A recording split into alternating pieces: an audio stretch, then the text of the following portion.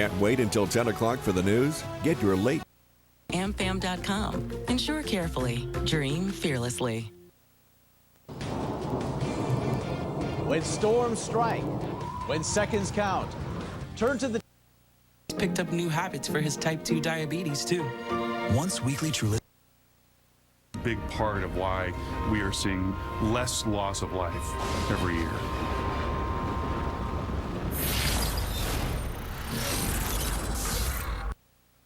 Cancer or have multiple endocrine neoplasia syndrome.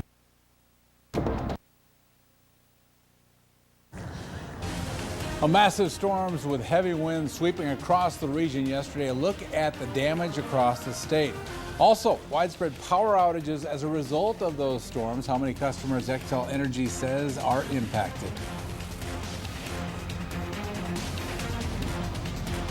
Good, I'm Cordell Wright on our way into Castlewood following a tornado that touched down, causing massive damage throughout the city.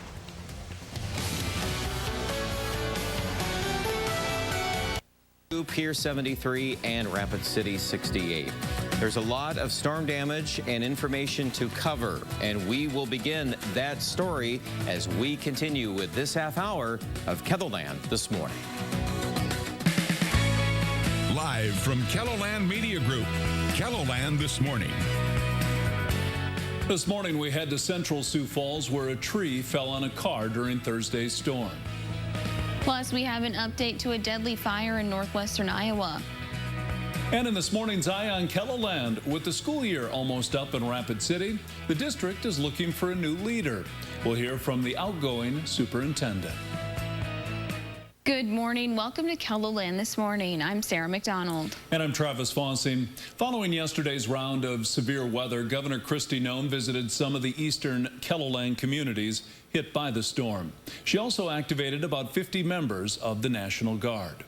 Brookings Healthcare System says it is treating about a dozen people for injuries. Some of them are critical and had to be airlifted to Sioux Falls. The Prairie Lakes Healthcare System in Watertown says it's treating 6 storm victims from Hamlin, Dual, and Coddington counties. Hospital officials tell us their injuries range from minor to critical. Meanwhile, in Huron, the wind knocked trees down and damaged buildings. Several trees were uprooted and large branches fell on the South Dakota State Fairgrounds. At least one building appears to be damaged. And on the west side of town, the roof of a church was damaged. Trees in Campbell Park, just south of the Huron Library, were also hit hard. The city of Huron says street crews have started clearing down trees. A temporary tree drop-off site will be set up in the Splash Central parking lot. In Sioux Falls, the straight line winds toppled huge trees in the McKinnon Park area. A woman's father planted a now gigantic evergreen 70 years ago. It took only a moment to come down. Then all of a sudden, this thing just flew, and there's dirt flying and debris and flashing. Many of her neighbors' trees are also down. Meanwhile, at Augustana University, the powerful winds ripped trees right out of the ground. We shot this video at nearby Campus Park on South Norton Avenue. As you can see, one of the trees fell on the top of a car, crushing the roof. Police and ambulances responded. They blocked off the area so traffic couldn't get through. Sioux Falls Emergency Management Director Regan Smith has confirmed to KELOLAND News that one Sioux Falls resident died in the storm. We hope to learn more at a city briefing this morning at 10 o'clock. Well, now let's send it over to meteorologist Brian Carstens in the Storm Center for a check of this morning's weather. Some calmer weather in store for us today, Brian. Yeah, lots of... Well, for at least in terms of weather, today we're not at all concerned about anything, so that's some good news. But, of course, we're going to recap a lot of these pieces. The tornado, when it comes to tornadoes yesterday, really it boils down to Castlewood. That distinctly, we've got video here coming up in a little bit that will show drone video of the swath of the tornado that came through Castlewood, and that occurred just before 6 o'clock last evening. So that was occurring during that time when things were very busy. Obviously, if you pull out the view on this map, every single dot that is shaded here is either severe wind or thunderstorm damage. And there's so many of those, I can't even begin to count them all. But we were covering all of them the best we can. We can mention places like Parker, Salem. You go all the way west of Yankton. We go all the way to Watertown and many points in between. It was a very destructive windstorm even into southwest Minnesota and portions of northwestern Iowa. There are communities we haven't mentioned as much here, but I do want to bring folks up to date that, again, this was quite a historic day. That does not happen very often, and Scott and I will reflect a little more on that coming up. Let me get you caught up on your morning weather. Right now, temperature is 60 Sioux Falls, weather's fine, 50 in Rapid City. Dew points have come down. You know, yesterday, too, we were looking at dew points around 70 when the temperature was around 90. And that's just not a good combo. That does not work out well, especially this early in May to have that type of heat with this kind of an event. We ended up, I don't know if you know this or not, but it was snowing when I left after severe weather coverage yesterday in Terry Peak. So just the clash of the air masses. Today we don't have that. We'll have more details. We'll talk to Scott, too, coming up later in this half hour. Thank you, Brian. After this most recent hit of severe weather, you may want to download our KELOLAND Storm Tracker app to your smart device. There you can stay up to date on changing weather conditions with our radar, and you can see what's happening weather-wise across KELOLAND with our live cam network. Plus, you can send pictures or video of damage left behind by Thursday's storm to YouShare at KELOLAND.com or using the hashtag KELOWX on social media. They may be used on air or online. And schools in southeastern KELOLAND are being impacted by the storm. The Brookings, Flandreau, and Rutland school districts have all canceled classes for today. You can see a full list of closings and delays on KELOLAND.com. Another shakeup in South Dakota's Department of Corrections. Women's prison warden Berg was walked out of the prison. Berg was named warden in April of 2020 after an 18-year career with the DOC. The department says legally it cannot comment on personnel information. However, a spokesperson confirmed that Associate Warden Aaron Miller is overseeing daily operations at the women's prison, with DOC Secretary Kelly Wasco helping with personnel and operation issues. A Sisseton, South Dakota man is facing a list of charges after a pursuit in west central Brookings County. The Brookings County Sheriff's Office says the incident happened in the western part of Volga just after 3:30 Thursday morning. Authorities say a deputy tried to stop an SUV, but it fled. The deputy chased the SUV 6 miles out of Volga when the driver went into a muddy field. The SUV was later found with no one inside. 35-year-old Zachariah Ryan was found laying in a ditch full of water. He was arrested for a long list of charges, including ingestion of a controlled substance, DUI, and open container. The resident killed in an apartment fire in northwest Iowa last month has been identified. 60-year-old Marilyn Anderson was found by firefighters in a bedroom after the fire was under control. The Sheldon Fire Department says the fire happened on the west side of town at 1 a.m. on April 25th. Crews arriving on scene found smoke and flames coming from an apartment building. Officials say firefighters tried to enter the apartment but weren't able to due to extreme heat and smoke. Still ahead in this morning's Eye on KELOLAND, Rapid City area schools will be looking for a new leader. We hear from Lori Simon about leaving after 6 years as superintendent. But first, we take you to more eastern KELOLAND communities hit by Thursday's round of severe weather. You're watching KELOLAND This Morning. There is no pecan chicken salad sandwich quite like this one. Nope. This Arby's made-to-order masterpiece can't be topped. Except very literally by honey wheat bread. Arby's, we have the meat. These documents ensure our freedom, but Amendment C permanently changes our Constitution, ending majority rule in South Dakota, threatening our freedom. Amendment C takes away your right to decide what happens in South Dakota, undermining the sacred principle of one person, one vote. Amendment C gives a minority the power to tell we the people what to do and how to live. Let's keep South Dakota, South Dakota. Vote no on Amendment C. People today, they could spend half their lives over 50. So it helps to have a wise friend and fierce defender like AARP to help you take control of your health along the way. What's in it? I don't know, but it's green. Green's good. Whether it's your wellness. What are you in for? Cholesterol check. Cool. Your brain health. Yeah. Oh, yes. Or your endurance. That's why the younger you are, the more you need AARP. Join today. Camping season officially starts now. Be ready this and every weekend with your new camper from SCOTUS RV Travelland. Save on this new 21-foot Forest River Wolf Pup travel trailer. Sleeps 5, just $161 per month. Or get this new 39-foot Montana High Country fifth wheel. 3 slides, only $512 per month. Helping you make unforgettable memories for over 65 years. With units selling fast, hurry in to get the one you want before it's gone. SCOTUS RV Travelland. I-29 Exit 81, Sioux Falls. Arby's, 2 for $6 every day. Oh, it's got ranch on it. Oh, it's got ranch on it. 2 of those things for just $6. Arby's, we have the meat. Welcome back. We are getting a look at more storm damage left behind in eastern KELO in Brookings. There are trees uprooted all over town, including at 2 cemeteries. Some of the trees fell on gravestones. You can also see at least 5 uprooted trees right next to each other in another cemetery. And strong winds also caused damage to a water tower in Brandon. Take a look at this video. As you can see, the top of the structure is missing. Plus, a wall of dust is what many people saw roll in ahead of Thursday's severe weather. Didn't matter if you were in Sioux Falls or out in the country. Thick, dark dust filled the sky. In many places, it looked like something you'd see in a movie. Unbelievable pictures and video coming out, and just something you don't see every day. On the front edge of a storm, and just the strength of it altogether. I've worked here 22 years. I've never seen that move into Sioux Falls. That is, and when it was coming in, when we were on the air yesterday about the 5 o'clock news, we were watching that, and I was speculating about dust. But that dust actually originated over that dry area, you know, Yankton and south into Nebraska. When those destructive storms came up, they picked up all that loose soil, and then, of course, it all became airborne and came north.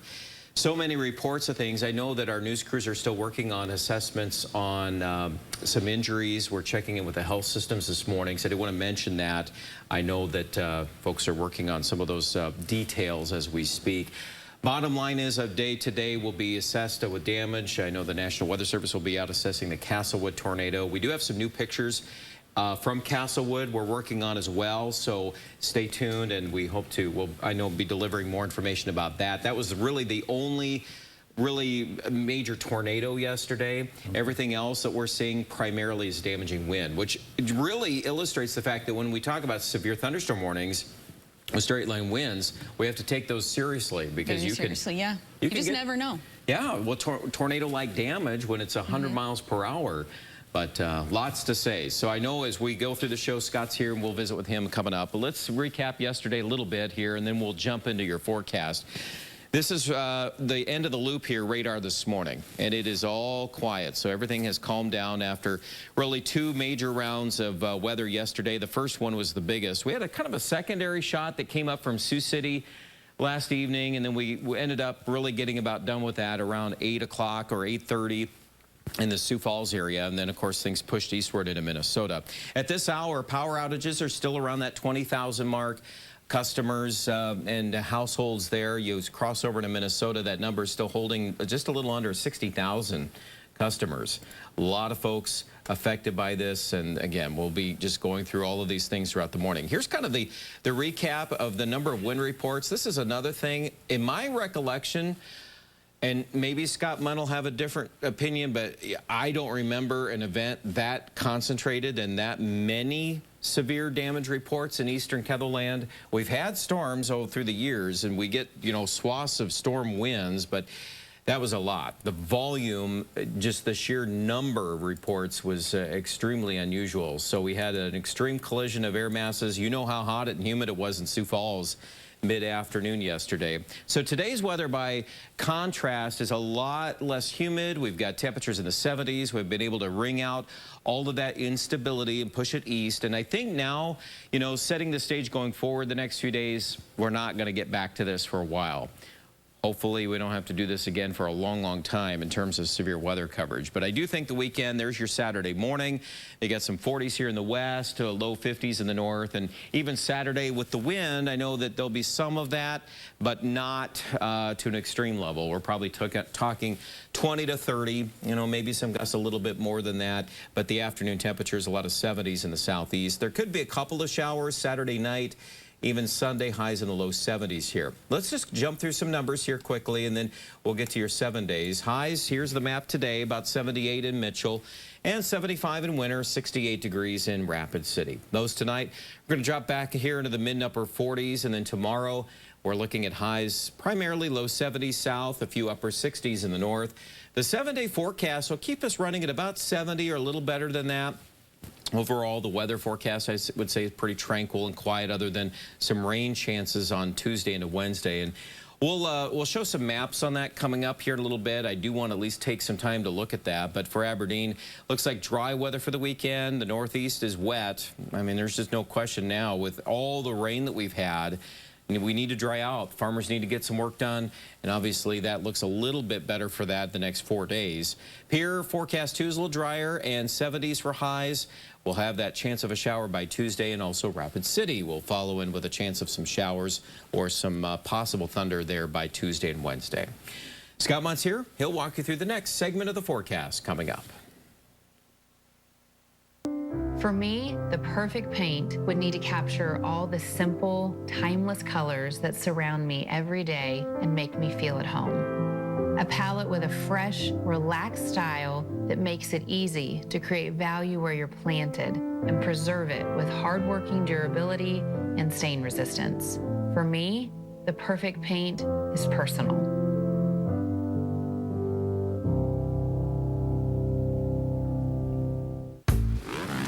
Dude, great ride, right? This Silverado keeps me connected and in control. And this touchscreen is my command center. My command center. The 2022 Silverado LT. Find new control. Find new roads. Well-qualified buyers can get 1.9% financing on all 2022 Silverado 1500 pickups. Or order your next Chevy at your local dealership. Find new roads at your local Chevy dealer. Do you have cracks in your foundation or walls? Do you have a wet basement or water problem? Rapid Foundation Repair can help. My name is Nathan, and I've been an industry leader for 18 years, and I've lived here in the Black Hills since 2009. We are 100% locally owned and operated, and an industry leader in residential and commercial repair. We specialize in all types of foundation issues. All work is guaranteed with a transferable warranty. Call me for a free inspection and written proposal. Rapid Foundation Repair, providing permanent solutions to structural needs. Culver's couldn't have started anywhere but in Sauk City, Wisconsin. Still today, we are a family restaurant. Here, nearby farms grow the food we eat, smiles are contagious, and everyone is someone's neighbor. It's a place where our love of fresh food is as strong as our love for each other. It's a feeling of welcome you'll notice the moment you stop by. Because where we come from has made us who we are, and for that, we couldn't be more proud. Welcome to Delicious.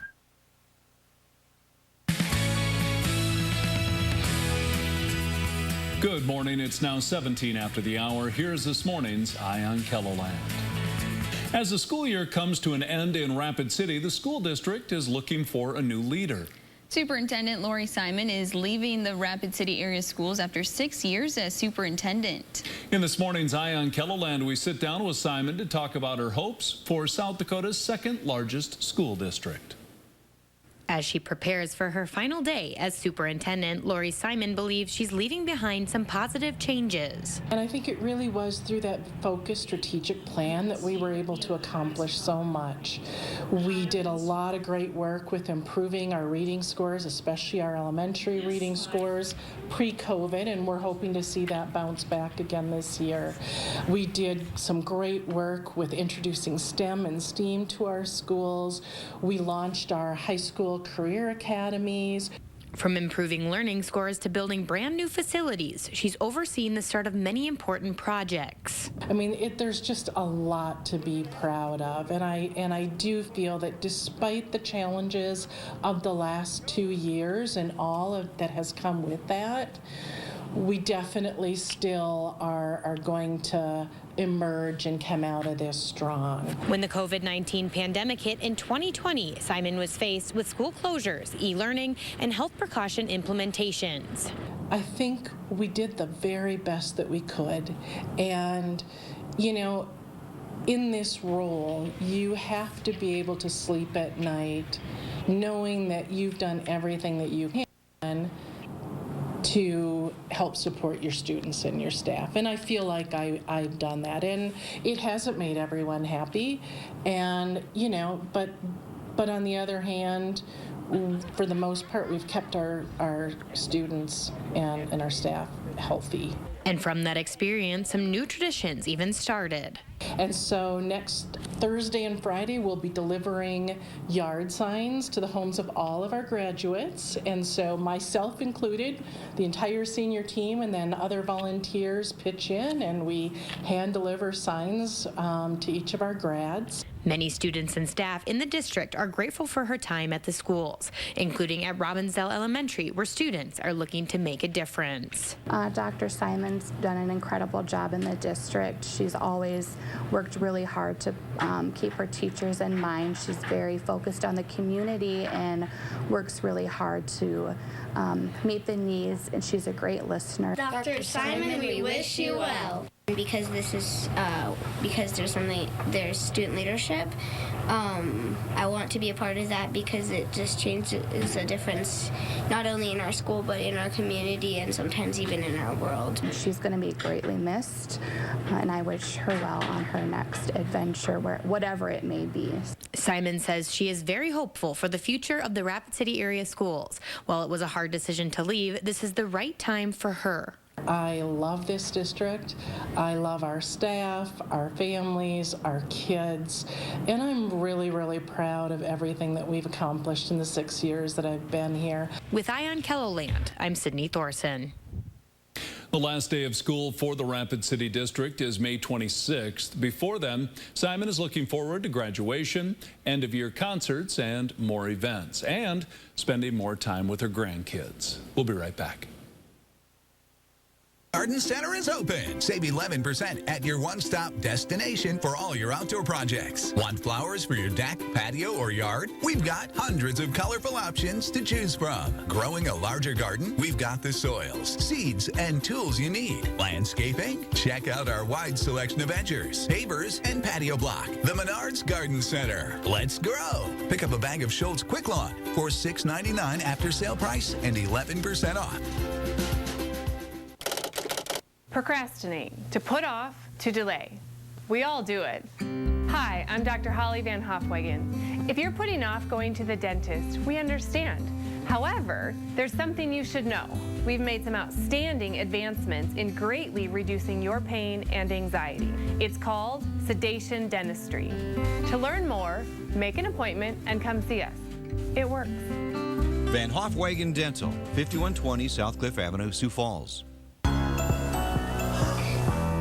You do so much and keep it all moving long after the lights go out. That's why we make it easy to schedule eye exams for the whole family all at once at pearlvision.com. Nobody cares for eyes more than Pearl. Dream it, build it, style it, accessorize it, and create your custom order for a Ford vehicle today. Plus, get an additional $500 bonus cash on top of all public offers and incentive protection, guaranteeing you the best offer now or at delivery. For a limited time, get up to $1,500 retail order bonus cash on select vehicles. And thank you for making Ford the best-selling brand in South Dakota. I'm a design build contractor. Besides getting a permit, we make sure to call 811 before starting every job. It's difficult to tell where Northwestern Energy's natural gas pipelines are exactly. They could be right where we're digging, even if the homeowner doesn't use natural gas. And obviously, we don't want to cut off someone's power or cause an explosion. My crew is like my family. I want to keep them safe. If calling 811 can save their lives, that's an easy call to make.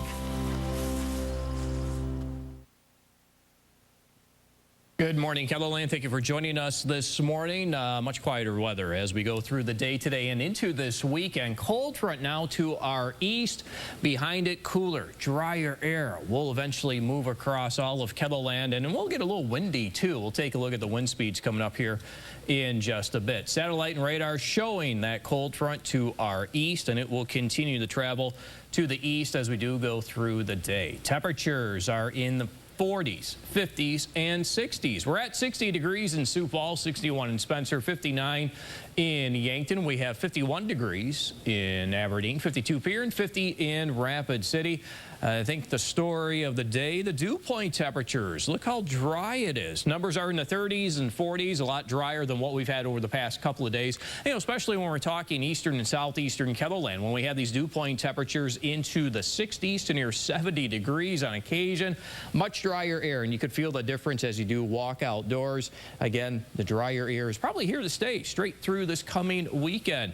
Now let's look at the wind. We do have these westerly winds, which are very healthy north central and northwestern South Dakota. That sustained wind in Buffalo at 40 miles per hour, near that in Faith. And as we do take a look at our wind gusts for today, we will watch these wind gusts in north central and northeastern South Dakota near 50 miles per hour, coming in from a westerly direction. Not as strong into southeastern South Dakota, as we'll have a couple of these wind gusts approach 30. And then I think that should be it for our wind as we go through the weekend. Not as strong for tomorrow. We could get a couple of gusts near 30 into north central South Dakota. And then for Sunday, we'll continue with this west to northwest wind. Notice how it's trying to give a couple of gusts near 30 miles per hour again in north central and northeastern South Dakota. Big break from the wind as we get into Monday. We'll just go with the light wind speeds as temperatures will remain seasonal. Numbers mainly in the 70s for afternoon highs. As we look at futurecasts, by the time we hit the afternoon hours, we might be able to bubble up a couple of isolated showers or thunder showers in the western South Dakota. We'll see what holds together as they move to the east and to the northeast. By 9 o'clock this evening, there may be a stray shower in north central South Dakota. As we go into tomorrow, it looks like we'll have dry skies. We'll call it mostly sunny to partly cloudy. Temperatures in the 70s. We'll say Saturday night into Sunday morning. Here comes a little bit of moisture here across western, southwestern South Dakota. Some isolated showers will be possible. We'll say Saturday night. We'll see if they do linger into early Sunday morning, but you do see a little bit of moisture here again from Yankton to Sioux Falls. Early Sunday morning, maybe a stray shower or two found across southeastern KELO. That will run to the east, and it looks like Sunday will be dry. 75 today for a high in Sioux Falls, 71 in Brookings, 76 in Huron, 72 in Aberdeen, 73 in Pierre, and 68 in Rapid City. Temperatures tonight will fall to the 30s and 40s as we'll have light winds tonight at 5 to 10 miles per hour. Winds will come back tomorrow from the west to northwest. I'd say on average 15 to 30. We may have a couple of higher gusts. Temperatures in the 60s and 70s for afternoon highs, and that 7-day forecast. Dry until we hit Tuesday. Tuesday's our next chance for showers, maybe an isolated thunderstorm. 70 our high Tuesday, 71 on Wednesday. Overnight lows in the 40s and lower 50s. Aberdeen, northeastern South Dakota. Temperatures stay in the 60s to near 70 degrees. We'll watch our rain chances by the time we do get into Tuesday. And our forecast in central South Dakota showing numbers in the low to middle 70s for afternoon highs. We'll go with dry conditions through Monday, Tuesday, Wednesday. That'll bring in our next chance for rain, 20 to 30%. And western KELO. Temperatures in the 60s and 70s. Warmest day being Monday at 76. We'll watch for our rain chances for Tuesday and Wednesday as overnight lows stay in the 30s and 40s. And that's a look at KELO live Doppler forecast. There's no pecan chicken salad sandwich quite like this one. Nope.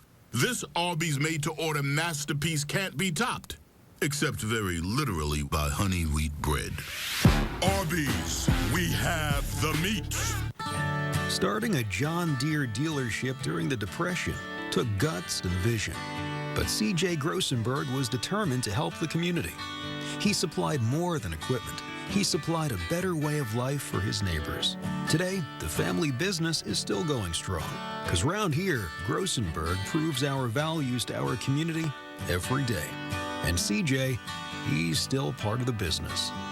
Right now, get this great offer at Grossenberg Implement. Camping season officially starts now. Be ready this and every weekend with your new camper from SCOTUS RV Travelland. Save on this new 21-foot Forest River Wolf Pup travel trailer. Sleeps 5, just $161 per month. Or get this new 39-foot Montana High Country fifth wheel. 3 slides, only $512 per month. Helping you make unforgettable memories for over 65 years. With units selling fast, hurry in to get the one you want before it's gone. SCOTUS RV Travelland. I-29 Exit 81, Sioux Falls. Home Builders Association invites you to check out the latest home design trends and visit with the area's top building experts at the Spring Parade of Home.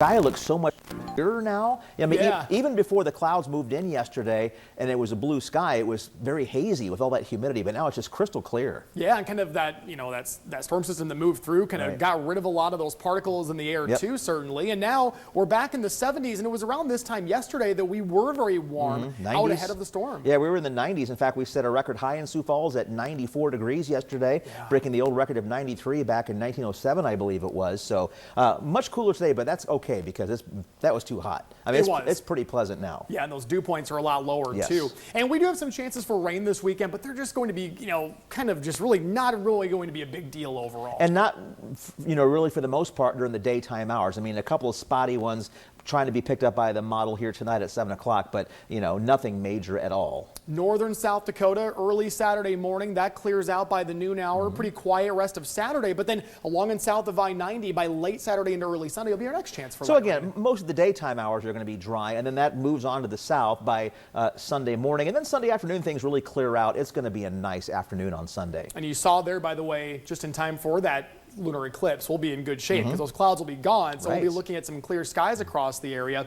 And by the way, the rainfall forecast, not impressive. We're talking under a 1/10 of an inch just about everywhere, pushing a 1/4 of an inch to a 1/2 inch in Nebraska. Yeah, so though. pretty minimal over the Dakota News Now coverage area. Well, let's go over the 10-day forecast and then talk about some of our outlooks we have coming up, because really it's going to be staying pretty mild. I mean, those certainly no more 90s in the next 10 days, instead more 60s and 70s. And we do have small chances of precip, as we talked about on Sunday, and then coming back into the area off and on next week. But at this point, we're not seeing any, big organized systems at all moving through. Yeah, and that's Sunday opportunity for rain, by the way. Again, that's late Saturday, early Sunday. Won't be an all-day thing. But the 8 to 14-day temperature outlook, it's going back to favoring normal temperatures, which you kind of saw at the end of the 10-day forecast. And especially the farther north and west you go. And as far as precip is concerned, we're leaning toward above normal, but it's kind of on the low end of the chances. I think better chances will be farther south and east of us. Well, on Friday, we're going to show the 3 to 4 week outlooks, which now this is May 28th through the first about 10 days of June. And now we're starting to see some of those above normal temperatures kind of just along and south of Interstate 90 returning. Can't believe we're talking about June already, in these outlooks. And then as far as precip is concerned,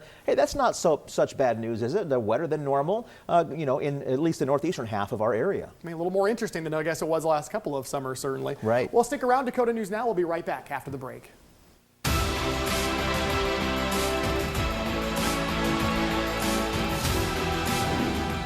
Sports when you want it with Dakota News Now. Catch Dakota News Now. Okay, well, just throw those away. Here go the flashcards. Yeah, girl, my little laminating things. But anyway, so yeah.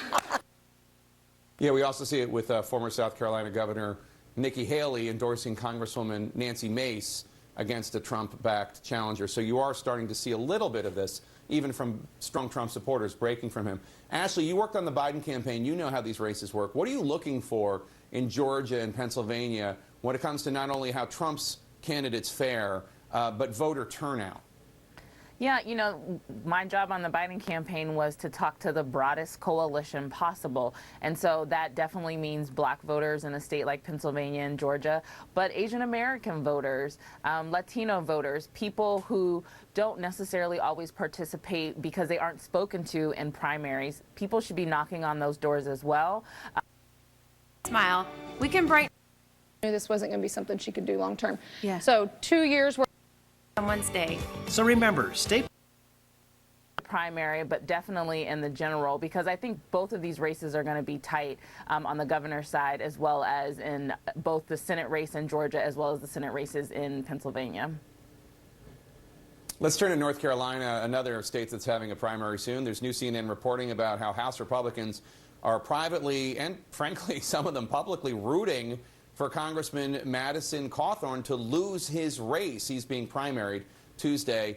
Alyssa, one of Cawthorn's biggest cheerleaders, former President Trump, he's not exactly coming to Cawthorn's rescue. I mean, he has supported him. He's made it clear that Cawthorn's his guy, but he could be doing much more. Why isn't he? It's a great question. Madison Cawthorn, a former intern of mine, actually, has just had scandal after scandal since being in Congress. And I actually heard the former president, when I was still working for him over a year ago, say, you know, Madison Cawthorn has the look. He looks like a congressman.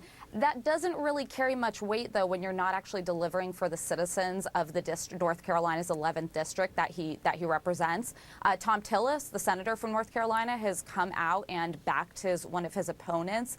Madison's got an uphill battle here, and I have been surprised by Trump's silence on it. But if I had to guess, maybe his former chief of staff, Mark Meadows, is getting in his ear that there's somebody else who could be a more formidable pro-Trump candidate there that won't be an embarrassment to the party.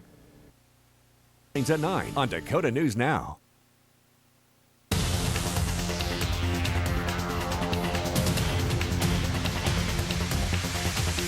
And welcome back to Dakota News Now at 4. If you're just joining us for this next half hour, we've been following the damage caused by last night's storm that blew through our area. Communities large and small affected, some lives changed forever because of the events that unfolded. Leaders from all platforms were in Sioux Falls today to assess and prepare for the next steps. It was hard to miss if you peered south, heard your phone go off, or saw the updates from our weather team. Look at the live view in Yankton right now. A potent line of storms winding up for a big punch on the evening of May 12th. Crews have been working throughout the evening to restore power for customers across the area. At one point, more than 35,000 customers were without power, but the number is dwindling to less than 11,000. Sioux Falls now less than 600. We have called in a helicopter to contract with an assessment of the damages. This is and will be a multi-day event for us. The evening providing an even darker memory for us despite the absence of power. Sheriff Milstead confirmed Wendy Lape of Wentworth died Friday morning after she and her husband tried to find shelter from the storm near Colton, and a chunk of wood came through their windshield. Mayor Ten Haken also confirmed a separate death in Sioux Falls. Annie Lanning, a teacher at Lincoln High School, arrived at home with her family when a tree fell on the car, with her still inside. I would just like to offer my thoughts and prayers, the thoughts and prayers of this community, as that family is waking up this morning with a very hard situation. Community leaders also touched on the question of why the tornado sirens did not sound, but the answer is within the question. The policy on sirens is they're tornado sirens. We sound the sirens when there's a spotted tornado. We don't sound sirens for hail. We don't sound sirens for severe thunderstorms. So the sirens did not sound. Policy worked. Meanwhile, the South Dakota delegation is reacting to last night's storm. Senator John Thune saying today, heartbreaking to see the destruction and harm caused by the severe storms in eastern South Dakota last night. Representative Dusty Johnson had this to say today, saying it's chilling to see the damage done by last night's storm in eastern South Dakota. Thank you to the first responders who run into the eye of the storm to help our communities. I am praying for those affected. A lot of people affected by that storm yesterday, Tyler. If you are cleaning up, at least today is favorable weather, actually a beautiful day, if I'm being frank. Yeah, and you know, that's going to continue into this weekend with very minimal rain chances along the way, and certainly nothing to be concerned about for any additional severe weather. This is what it looks like right now across the area. Most of us do have a lot of sunshine, a few clouds here and there for mainly northern and western South Dakota, but again, we're going to be mainly staying dry tonight. There's a chance of a few very spotty showers in the western part of the state later on tonight, but otherwise, most of us seeing the bright blue sky at this hour. First Alert Live Doppler radar also staying pretty quiet, but you can see on the left-hand side of your screen some of those showers trying to make their way into western South Dakota. They're pretty unorganized, not really packing a punch, so we're not going to be having to worry about severe weather for tonight. We're in the mid to upper 60s further west you go. Most of us, though, are in the 70s, which is about where we should be this time of the year anyway. The only issue would be the stronger wind in northern South Dakota, where it's still between 25 and 35 miles an hour. Wind gusts have been pretty impressive too, as they're between 40 and 50 miles an hour. That's just sustained wind gusts. That's why the National Weather Service has continued these high wind warnings for those counties in red and wind advisories for the counties in blue through the rest of this evening. Now, the next big thing will show that we do have some of those spotty showers trying to make their way into the western part of the state and eventually into central South Dakota later on. But again, unorganized, won't be having to really cause any problems if you have any outdoor plans tonight, nor will they tomorrow. We'll actually see more sunshine coming back for Saturday, and then another chance for some light rain for late Saturday night into Sunday morning. We'll talk about how much rain is on the way, followed by another cool down coming up in just a few minutes, Sam. Mr. Roney, thank you very much. Natural disasters, severe weather, always opportunities for fraud to also be created in the wake of this time of peril and occurring at a time when people may be particularly vulnerable or targeting charitable intentions. Joining us today is Jesse Schmidt with the Better Business Bureau with more on the possible scams that seem to pop up in these, critical moments. So Jesse, thank you again for joining us today. My pleasure. Thank you for having me. And similar to how we've had our tornadoes that broke out in Sioux Falls a few years ago, that was also an opportunity for scammers to hop on that opportunity and take advantage of people. So what is the first thing that people should be aware of, and what do they need to continue to be aware of as they navigate this next situation?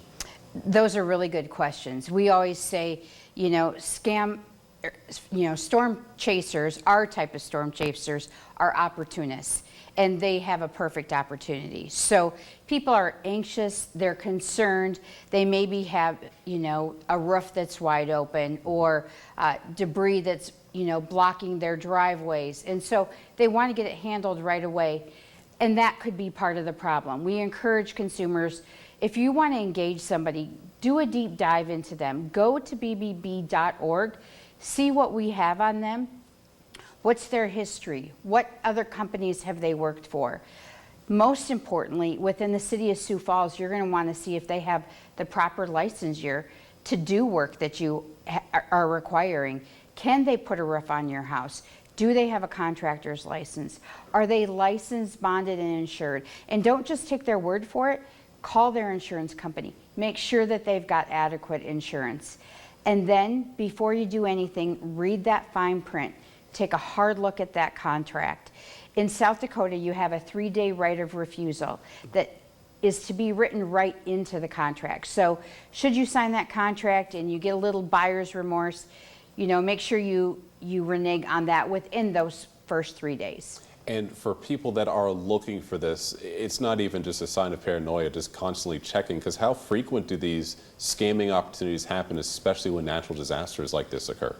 Well, we have seen it now several times up and down Tornado Alley. So really, all the way from the Dakotas down to Kansas, Nebraska, Oklahoma. It really is a pretty common springtime occurrence, Sam. If there is someone that is scammed by chance, is there anything they can do after that part to right that mistake right away? Well, we would tell you, please report that to Scam Tracker. Also reach out to law enforcement and to the Attorney General's office. Sometimes if there's a pattern and they have an opportunity and they've got the law on their side, if they can bring somebody to justice, you might have an opportunity to get your money back.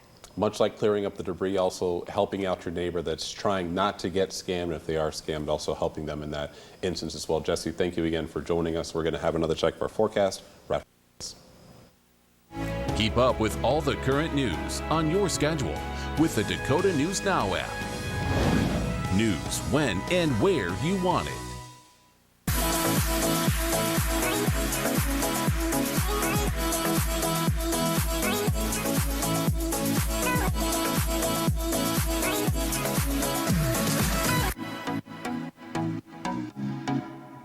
Allergies.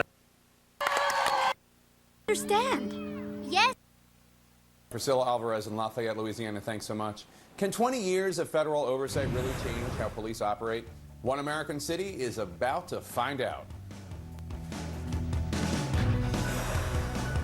It's lawn season. Not even lawn, quick. Fast way to bring it up to speed. Former President Donald Trump is making clear that Barnett doesn't have his support. And Kathy's going to be a lot of trouble. I think she's going to be a lot of trouble. Speaking in a tele-rally with Oz, Trump called Barnett totally unknown. Nominating the man who has by far the best chance to win Pennsylvania's U.S. Senate race this fall, my friend, Dr. Mehmet Oz. He's a great man. A super PAC supporting Oz is running an ad called Crazy Kathy. The reason for so much unrest in the black community is because of white racism. Barnett now under fire for social media comments surfacing overnight comparing Islam to Nazism and making negative comments about the LGBTQ community. Barnett telling her supporters Thursday, quote, "They're coming out with long knives at this point." I took my case to the people of Pennsylvania, and they have made the judgment. They have been doing their own vetting. And Nicole, so far in this contentious primary season, much of former President Trump's picks have won their races. But if Barnett wins, it will be not only a hit to Trump, but to some Republicans here on Capitol Hill who say it will deliver a win directly to the Democratic candidate in November, likely the hoodie and shorts wearing John Fetterman, Pennsylvania's current lieutenant governor, who is leading the Democratic field. Nicole? All right. Kelly Meyer live for us in Washington. And joining us now to talk more about Pennsylvania's primary, Seth Kaplan from our NewsNation station in Harrisburg. So, Seth, we're seeing a lot of this back and forth between the candidates, but you have been on the ground speaking with voters there. What are some of the top issues that they're really worried about? Nicole, there's the old saying that all politics is local, right? But it's national issues that are dominating the campaign here. The same ones that folks everywhere are thinking about. I'm talking, of course, about inflation, rising gas prices, but not only gas prices, shortages, baby formula in particular now, something that in some places is hard to find. Expensive. Voters everywhere are also concerned about crime, and they most certainly are here in Pennsylvania. Philadelphia seeing some unprecedented surges in its crime rate. And those are issues that are of interest to voters from both parties. When you talk about Republican voters, though, that's where it gets a little... Central South Dakota later on tonight. The wind remains very strong in northern South Dakota, and here's why. You can just see this satellite view of this area of low pressure really tightly wound. That low pressure system now making its way into Canada. It's increasing our wind across the northern part of the state, and it will finally kind of die down a little bit more tonight. But we'll still be kind of breezy again for both Saturday and Sunday, just not to the extent that we're seeing right now. The temperatures are in the low to mid 70s, actually pretty comfortable, all things considered. A little cooler in the northwestern part of. Jews were murdered. Right now, thousands of. Caplyta treats both bipolar 1 and bipolar 2 depression. In national issues, and they're conscious of the fact that this election will matter too. Primaries like this one, typically you're looking at about a 20% turnout, which might not sound like much, but the primary last year, a year ago to next week, brought out about 25% of voters. That too might not sound like a lot, but it was enough of a surge that some precincts in some counties ran out of Republican ballots in particular. A lot of interest lately among Republicans in the state. Yeah, well, we'll certainly see what happens next week. All right, Seth Kaplan, thank you so much.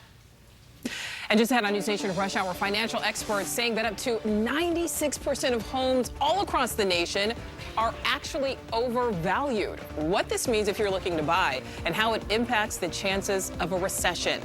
And new at the top of the hour, we will be live in Sturgis, Michigan, where experts say the baby formula shortage started.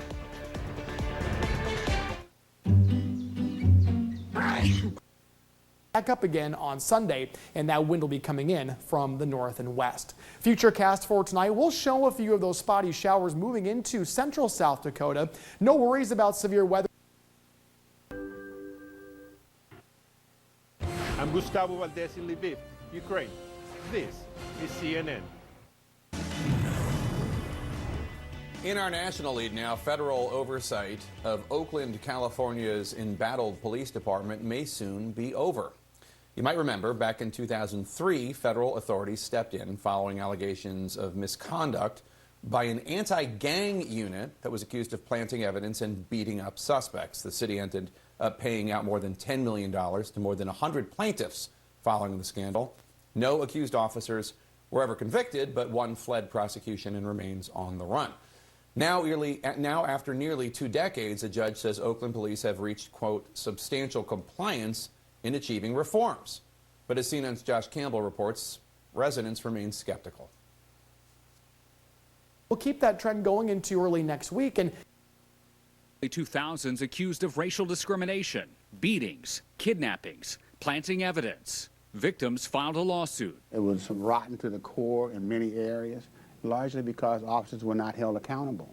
and that the leadership turned a blind eye to a lot of these things. As part of an eventual $10 million settlement, the department was placed under federal oversight, mandating more than 50 reforms, including officer discipline, training, field supervision, incident reporting, and more. Do you feel today like if you saw something happening that shouldn't be happening, that you would be able to speak up? Absolutely. Officers like Mia Cooper, new to the force, are now trained that silence is not an option. Stand up and say something, you know? After nearly 20 years of federal supervision, a judge now says that oversight will end next year if the department can stay the course. Are you confident that Oakland Police today, this reform department, has the trust of the community that you're sworn to protect? I think it is a work in progress, but I think we're taking steps every day to build trust. Chief LaRon Armstrong, who took over the department last year, points to new officers trained with a new mindset. My name is Brian Wood. I'm originally from Sacramento, California. Brian Wood has been on the force for 2 years. He and Mia Cooper are part of a newer generation of OPD officers who have only known the city's current model of progressive policing. Now it's in our DNA. It's not just, hey, go out there and arrest bad people. It's let's go out and actually serve the community who has empowered us to do that thing. It's not, what policing was 20, 30 years ago. Before it was just, we're a police officer, we're just gonna go look for this, go look for that, stop people, pull people. Now it's like, no, let's connect with the community. OPD tells us it carefully screens new recruits. We need officers that embrace constant training, constant growth, servant spirit, have a heart for the people. If you don't have a servant spirit, wrong profession. Wrong profession. The results have won over some critics, including John Burris, who filed the original lawsuit against the department. We don't have the beatings that we used to have. We don't have the shootings that we used to have. One of the big questions is, can we maintain the efficiency that we have? And I'm hopeful that it will. But not everyone is. I think the people of Oakland should get to say whether or not the police department is ready to come off of federal oversight. Kat Brooks, a community activist, says many residents are skeptical that any reforms will stick. Police departments do not want to change. They do not like being told what to do. It was supposed to be a 5-year process, and it took 20 years for you to stop beating, racially profiling, mistreating. I'm sorry that it took so long. And I'm sorry that there was resistance. Chief Armstrong understands the frustration, but says what matters now is the present. Maybe it took 20 years to get us to this point, but I think we all should be proud of the fact that we are here. Now, Jake, although a judge has signaled an approaching... Welcome back. A shortage of baby formula nationwide has turned into a full-blown crisis. Parents frantically searching for formula also want answers. Now President Biden and Congress are getting involved. Susan McGinnis with that story from Washington. I was absolutely hysterical. California mom Doris Browning telling NBC News about feeling unable to feed her children thanks to a growing infant formula shortage. I'm on the floor crying, like looking at them, telling them I'm so sorry, I can't provide for you. Doris among millions of parents frantically searching for baby formula. We're down to our last few tubs here, and it's just been challenging. Months of COVID-related supply chain problems intensified by a recall and plant shutdown at Abbott Nutrition, causing a 43% out-of-stock rate nationwide. Last week, I went to 2 Targets, couldn't find it. Then I went to a Walgreens, also couldn't find it. As parents scramble, President Biden under pressure to fix it. President Biden views this with the utmost urgency. He knows how incredibly stressful this is for families across the country. The White House announcing the U.S. will ramp up imports, cut down on red tape and price gouging, and with about half of infant formula nationwide bought by participants in the federal WIC program, making it easier for those parents to get formula. But so far, not heeding calls to invoke the Defense Production Act, which allows the government to order production of certain goods. The emergency prompting hearings in Congress. It's an issue of how fast can the federal government move on this, and my hope and expectation is quickly. But with hearings nearly 2 weeks away, Doris and moms across the country are making do. Susan McGinnis, NBC News. The Department of Health and Human Services has a new website to help parents with formula issues. That website you see listed at the bottom of your screen. We will have another check of the forecast right after this. The only station with a newsroom in Pierre with daily political Alabama to the future home of the American Village West. Your heart is at the heart of everything. Kidney problems. Looking to get back in your type 2 diabetes zone? Ask your prices in the near future sounds like bad news for any of you watching, hoping to snag your slice of the American dream. Once you do get a roof over your head and own that property, it's all good news. The average American homeowner saw their property go up in value by more than $50,000 this past year. That is a record.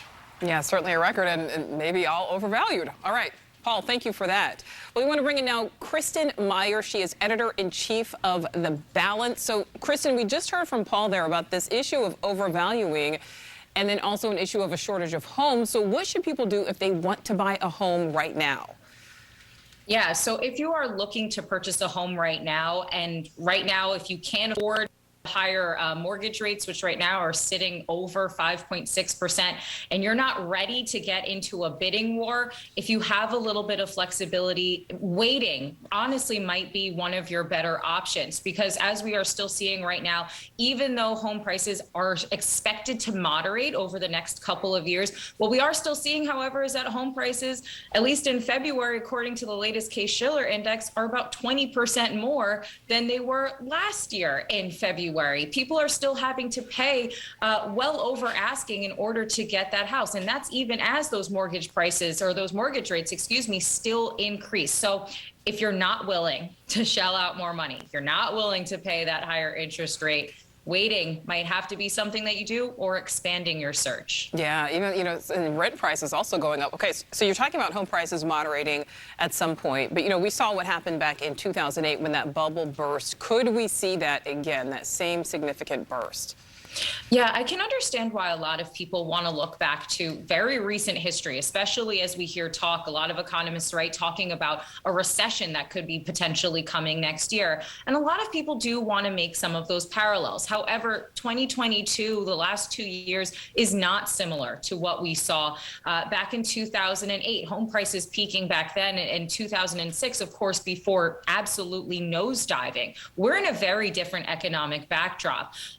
Essentially, right now, mortgages, because of a lot of federal restrictions, are not going to folks that essentially can't afford to have them. We see wages increasing. We're in a historically tight labor market, so that means there's a lot more jobs than there are workers. Unemployment is very low, and the supply right now, incredibly low. Demand for those homes is still very high. So even though those home prices might come down, I don't think that they're going to be tanking anytime soon. I don't think that this is a giant bubble that's going to burst and cause some kind of economic collapse. All right. Kristen Myers, editor-in-chief of The Balance. Thank you. Of course. Well, still ahead on News Nation Rush Hour, we're taking a deeper look at the Vicky White story, the woman who allegedly helped an Alabama inmate escape and later took her own life. Was she a victim or the mastermind behind it all? We will discuss on our Rush Hour Roundtable. More protection, more sun, more joy. Neutrogena Beach Defense. The sun care brand used most by dermatologists and their families. As someone who loves children and is dedicated so much to their betterment, how do you feel when you see shortage of baby formula and families just struggling to get basic items like that? It's heartbreaking to see that they are struggling and the food is not available for children in 21st century in United States of America. Why is it happening? Leadership. Leadership, or lack thereof? Yeah. All right, so check that out on Sunday morning. Also check me out tonight. We have in the sink or swim competition. It all, we were there working with you, for you, to make sure. And your mother knew it wasn't a real email. Go, Mom. Mile-an-hour winds, so they're covering everything in the glossary, and that's not a good omen heading into planting season there, in the heartland. Continuing in our end of times checklist here in North Carolina's Outer Banks, rising seawaters engulfing houses sitting on the coast. Could we be seeing more of this from storms, homes just falling into the sea? Well, this is the Outer Banks. This is a barrier island which moves naturally. It's moving faster as the seas rise there, which makes them more unstable. as well. This home was sold just maybe less than 2 years ago for almost $300,000. The neighbor next door lost his home in the same way. Didn't even get a chance to sleep in his house. He just purchased it a few months ago for over $500,000. But yeah, so many beaches on the Atlantic coast are artificial. They're dredged up and sand is pumped in order to keep property values high. So those communities that can't afford to do that may be the first ones we see on the mainland with scenes like this. But that's one of 3 houses already this year, and there's a dozen more condemned, and they're worrying about there in Cape Hatteras. And of course, this is happening all over the world. Tell us about the triple-digit temperatures in Pakistan. Yeah, this was so interesting. So the numbers came out. April was actually the coolest in North America for, since 5 years or so. But Pakistan is the warmest April they've ever recorded. And as a result, that's melting glaciers at a staggering rate, enough to burst these sort of sudden glacier outbursts. They're known as Yakulap in Iceland, usually warmed up by volcanic activity, but this is, the man-made climate crisis is speeding the melting of these glaciers enough to wipe out a bridge there in Pakistan. The most glaciers outside of the polar region are in Pakistan, and the officials there have identified 30 glacier lakes with communities below that get more precarious with every drip. Jake? When you look at dramatic, and so is the loss. Good evening. It was a storm like none other. Wind gusts approaching and in some cases exceeding 100 miles per hour left significant damage across eastern South Dakota. Last night's storms are also blamed for at least 2 deaths. One of the victims was a teacher at Lincoln High School in Sioux Falls. Annie Lanning was also a wife and a mother and leaves behind many friends. Her death has left them in shock and unable to come to terms with her being gone. It's almost like this morning I wanted to pick up the phone and ask her to tell me about what happened last night. Like, tell me, because I can just hear her telling me the story of this whole ordeal. 61-year-old Wendy Lape also died as a result of the storm. She and her husband were driving home to Wentworth last night when the winds picked up and a chunk of wood came through one of the car windows. Some of the most significant damage is in the town of Castlewood. In addition to powerful winds, a tornado touched down in the Hamlin County community, tearing apart trees, destroying dozens of homes. KELOLAND's Travis Fossing tells us how the state is handling the cleanup and recovery. Thursday's powerful storm took its toll on towns big and small across eastern KELOLAND. We do have injuries. Quite a few happened on I-90, a lot of accidents in vehicles. People were injured in their homes. We had people trapped in their homes for a period of time. The first responders did go in and rescue individuals and take them out and get them to treatment. Governor Kristi Noem says at least 28 counties have reported damage.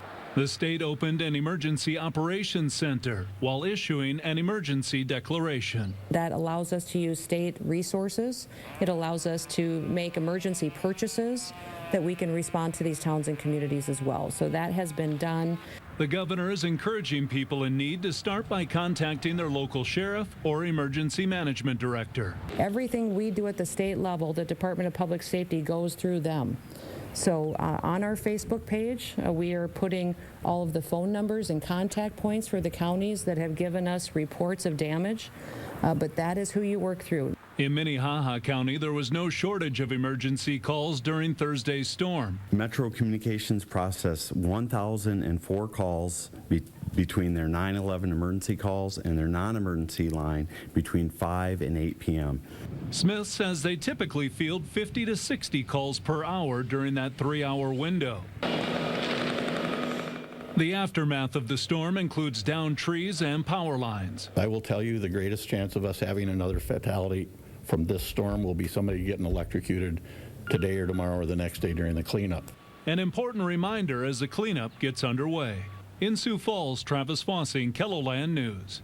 We've provided a link to the City of Sioux Falls storm recovery page under this story on KELOLAND.com.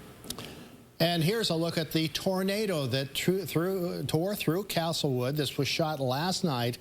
The twister damaged dozens of homes. It toppled trees and ripped the roof off part of the school. And not only did we deal with this, Jay, but we were dealing with some very damaging straight-line winds out there. Yeah, we only had that tornado you're looking at. That's the only one that's been confirmed so far. There are damage crews out looking up in northeastern South Carolina, so we don't have an F-scale rating on the tornado yet. Looks like it's going to be pretty small because more than anything, it was that broad wall of wind, and that's what we referred to it as yesterday. Today, they classified it as a derecho, which means the damage path was 400 miles long, all the way from southern Nebraska through the northern part of Minnesota. So we're enjoying a quiet day, and really that's what we need right now. 76 degrees downtown Sioux Falls, west wind at 11 miles per hour. Watertown mostly clear. Our Scott Engen has been talking with people in that area all day. Let's get to him now. Scott, what can you tell us about the power situation there? Hey, Brian. So right now at this hour, there is still no power to the community of Brookings. Now, they do have some generators to power some of those critical buildings, but for the community, they're left without power. Now, the city manager tells me they hope to have power restored this evening. However, folks shouldn't count on that and should be prepared to spend this night without power. There is widespread destruction in Brookings. Gary Bailey and his wife Michelle were just visiting town when the storm hit. It was crazy how quickly it went from weather looking good to just terrible in just a matter of minutes. They were staying at SIOUX Park in their RV. Thankfully, they were here to see family and escape the campground just in time to seek shelter at her house. We left here, it wasn't even raining. She lives like less than a block down the road. By the time we got there, it was pitch black, stuff flying around. It was crazy. Being Florida natives, they're used to some bad weather, but Thursday night rivaled anything they've experienced. It was scary. It was some of the worst weather we've ever been in. I've been through a couple of hurricanes, but you have warning. You know, they'll tell you a week in advance. Here, this just happened within a matter of minutes. Throughout town, trees ripped from the ground, falling on cars and homes. Pioneer Park, where the annual Brookings Arts Festival is held, taking much of the brunt. Also, this building a complete loss, with pieces scattered all across the same park. Perhaps the biggest issue, though, the lack of power. It's definitely a concern from all of our citizens. I mean, we all have freezers full of food. While some key infrastructure has generators, much of the community is in the dark, and the city's busiest intersections without functioning traffic lights. City officials are asking residents to be patient, but they're thankful no serious injuries or deaths have been reported in their community. Before the weekend's over, we'll be real close to having everything pretty much taken care of. While crews continue to work, those here are staying positive. Together as Brookings, we'll recover from this. City officials are also asking residents here in Brookings to conserve their water this evening in case of any further emergencies like a fire. They want to make sure that they have enough in their tanks to take care of that. Also, the city as well as the county has set up a hotline that people can call if they need help cleaning up or if they have been displaced. That number is 692-2811. Live in Brookings, Scott Engen, Dakota News Now. Quite a day there, Scott. Thanks. Power is making its way back to some communities. Xcel Energy says more than 35,000 customers in South Dakota and Minnesota were affected in some way. According to the company's outage map, roughly 5,000 people in Sioux Falls and 1,500 in Salem are still without power. Xcel Energy says anyone experiencing an outage should report it by calling the number right there, 800-895-1999. The storm may have only produced one confirmed tornado, but it did come with very strong winds, some even comparable to a weaker tornado. And that has some in Sioux Falls wondering if the tornado sirens should have been sounded. Sam Wright joins us from the Now Desk with more on that. Sam, good evening. Andrea, Todd Heitkamp with the National Weather Service talked about the storm during today's briefing in Sioux Falls. He said yesterday's storm brought wind gusts of 70 to 105 miles per hour, which are comparable to a weak tornado. But then it comes to warning people. Heitkamp says officials and the media did everything that they could. The National Weather Service issued a severe thunderstorm warning at 4:40 in the evening, giving people more than 20 minutes to get indoors. Cell phones were also activated with an emergency alert. As for tornado sirens, officials today emphasized that in Sioux Falls, sirens are only used for confirmed tornadoes. So the biggest problem that we have across the entire nation is that they're used differently across the entire nation from community to community. And it's very confusing to the general public. Well, I think you have to, figure out when is that line.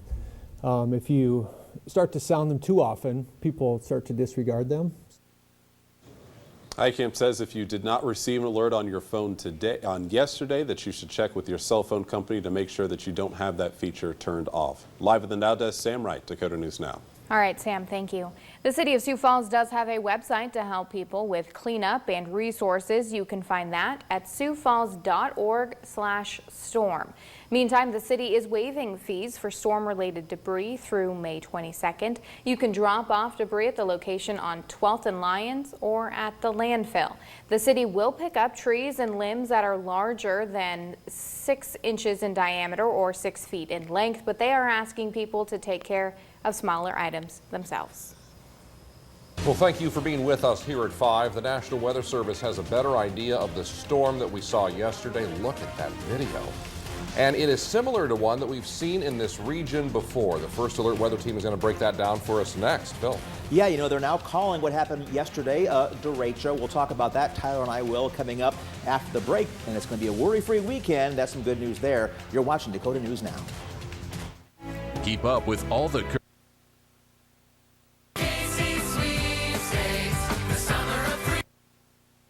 In Louisiana and Monroe, stretching down towards Baton Rouge, we have a threat for severe storms tomorrow. Also Lincoln, Nebraska, over to Kansas City, and from Oklahoma City over to Lubbock. So as far as the timing, as we head through tomorrow here, from Indianapolis stretching down to Louisville, we could see some of those strong storms in through Little Rock as well throughout your Saturday morning. That could kind of put a kibosh on your early morning activities on Saturday there in Little Rock. Also Saturday afternoon, Indianapolis and through Louisville, seeing another round. Nashville, possibly some strong to severe storms late on Saturday. And then that pushes to the east with another cluster of storms developing here from Des Moines into Kansas City as we head into Sunday. So it could be an active weekend here, possibly seeing severe storms from Texarkana into Little Rock, stretching on up into Paducah and over into Indianapolis as well. So the timing here on Sunday for these springtime thunderstorms coming into Des Moines and Kansas City on our Sunday afternoon. Asheville seeing some of those storms as well on Sunday.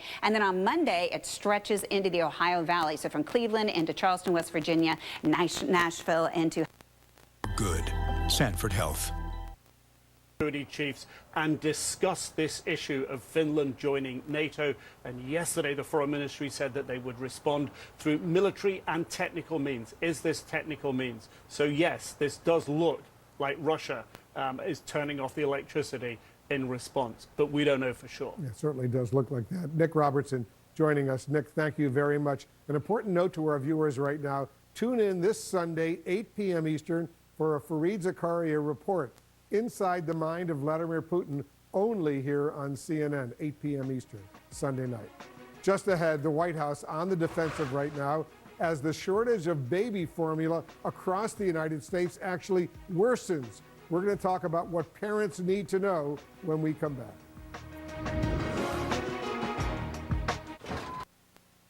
It's 1901, Boston. Forward.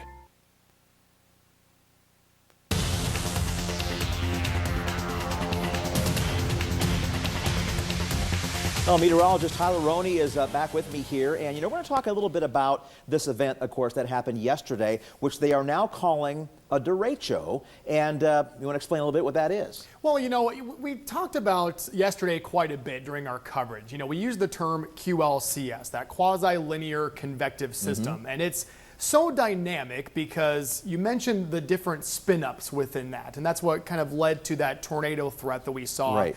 But obviously the main threat that really impacted, the southeastern part of the area was that wind essentially becoming that derecho, that squall line essentially. And you can see all the lightning with this. This is a satellite loop from National Oceanic Atmospheric Administration, NOAA, showing all that lightning as it moved through. So exactly what is a derecho? Well, that's a long-lasting line of damaging thunderstorms that last for at least 400 miles, and that did happen. So that's the view from the sky. Let's look at the video from the ground. Yeah. And again, we've talked about, how ominous looking that is as it was coming in. Of course, a lot of this dust was caused by the fact that we're early in the planting season, so Yeah. there's not a lot of growth out there to keep that dust in place. So a lot of that dust on, the bare farm fields was lifted up by these strong winds and just blown around. And April was really cold, and obviously the other thing too is that those drought conditions where the storm was coming from are in severe criteria. Right. So it's no surprise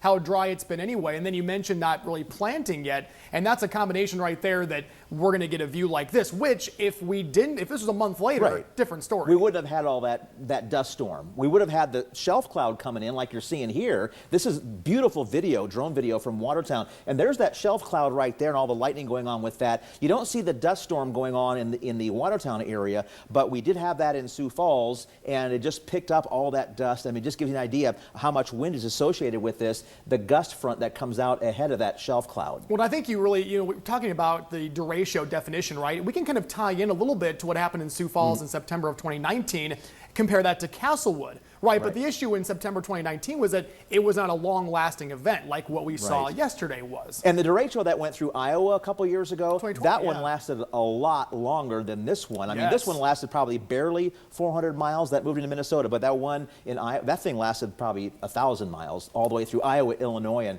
maybe even in Indiana. Over $1 billion of damage. Well, stay with us. We'll be right back with our weather forecast, which has some good news coming up after the break. Only one station offers story you'll ever find.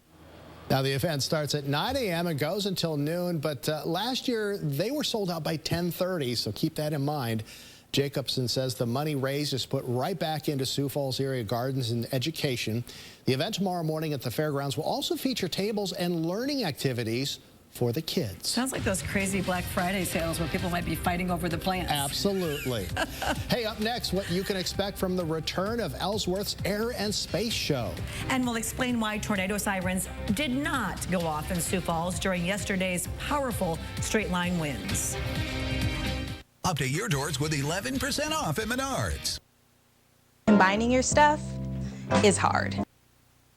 Staying connected, cutting downtime, and delivering on time depends on Over the podium to Karine Jean-Pierre, Vice President Harris' chief of staff during her presidential campaign in 2020, and the current deputy press secretary. A longtime Democratic operative, Jean-Pierre will become the first black and openly gay person in the position. Her briefings will begin next week. Psaki was praised by Democrats for diffusing loaded questions and holding more press briefings in her 16-month tenure than the previous administration held in 4 years. Republicans criticized her, as both sides do when the other's in power, for ducking questions. Psaki began her final press conference today by thanking the Biden family, the administration, and sharing her views on the current state of D.C. People always ask me, and I'm sure you guys get asked this too, about whether Washington is rotten, whether everybody is corrupt here and, nothing good happens and we all just argue with each other. And I, having done this job, believe the absolute opposite is true. That was near the beginning of the press conference. The rest continued on, business as usual, including some heckling from the back. Psaki has not spoken publicly about her plans for after the White House, but it is widely speculated she will be joining MSNBC, reportedly negotiating a contract while still serving the public, which is very controversial if true. Nicole. All right, Sloan Glass live for us. Thank you. Well, up next, some good news for your Friday. A live look from Miami's Earth Cam, where some good Samaritans jumped into moving traffic to save a driver in distress. That driver today reuniting with her rescuers for the very first time. We'll show you that emotional moment they met face to face. Also, some major changes coming to what you can do on Facebook and Instagram, but only if you live in certain states. Why Texas and Illinois are doing away with specific filters.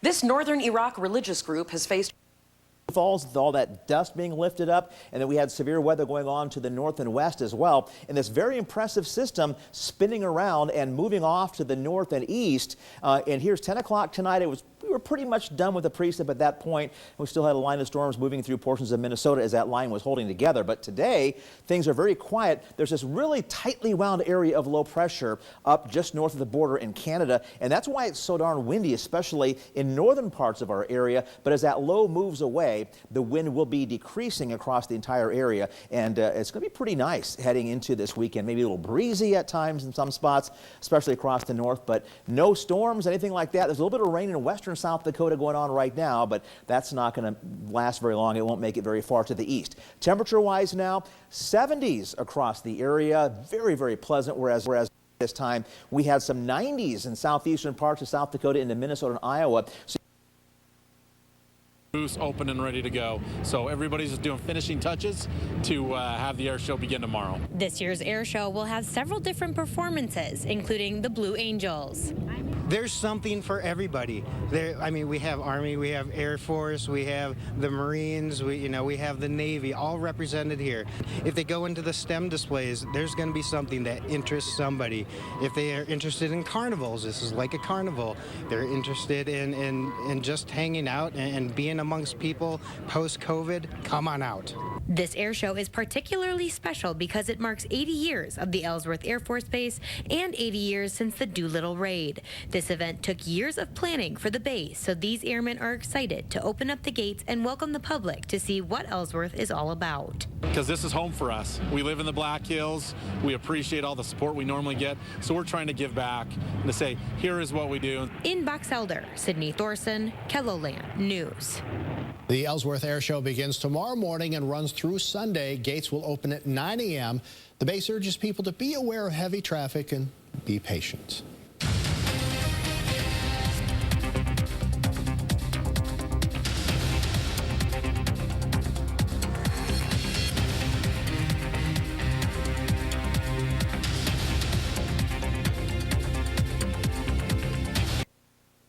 Agence France. Anticipating anything in the big organized systems at all. For Aberdeen and northeastern South Dakota, nice looking weekend into Monday. Some showers possible Tuesday, spotty showers and storms, off and on in the 10-day. Pretty strongly. It's how much do we get to see about the rest of the investigation? Michael Sussman charged with one count of making a false statement to the FBI. Sussman, 2 months before the 2016 election, went to the FBI and said he had information linking the Trump campaign to Russia. He claimed a computer server in Trump Tower in Manhattan was communicating with a Russian bank. The information, Mike, turned out to be false. According to the government, Sussman told the FBI General Counsel James Baker he wanted to bring the information not on behalf of a client, but as a concerned citizen. However, the government claims that Sussman was working for Clinton and even billed her campaign for that specific meeting with the FBI. This is not partisan, and I would think that everyone, Democrat and Republican, would want to protect our democracy. I know I am terrified at what's happening. I'm terrified at the propaganda that is making Republicans, or Trump Republicans at least, believe that the election was stolen, that all of this is justified. There is no evidence that supports that, not a single shred of evidence.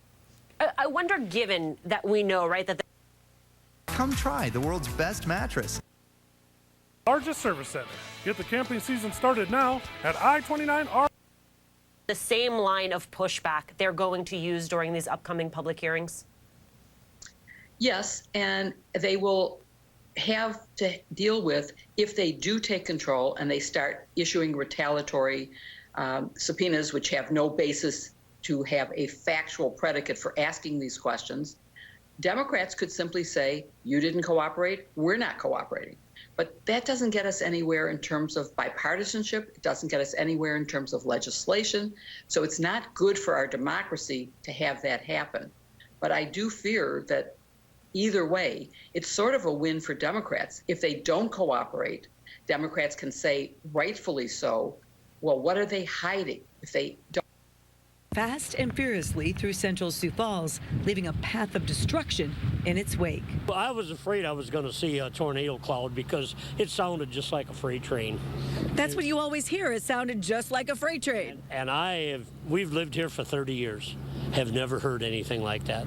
Myron Wagmeister says he got lucky because he doesn't have as much damage as some of his neighbors. Do you think that the sirens should have been sounded? Well, yes, of course. Yeah, they should have been sounded, yeah. Probably what I would have done, instead of going out on my front porch and watching the storm, if the sirens had gone off and with the wind, I probably would have went in the basement.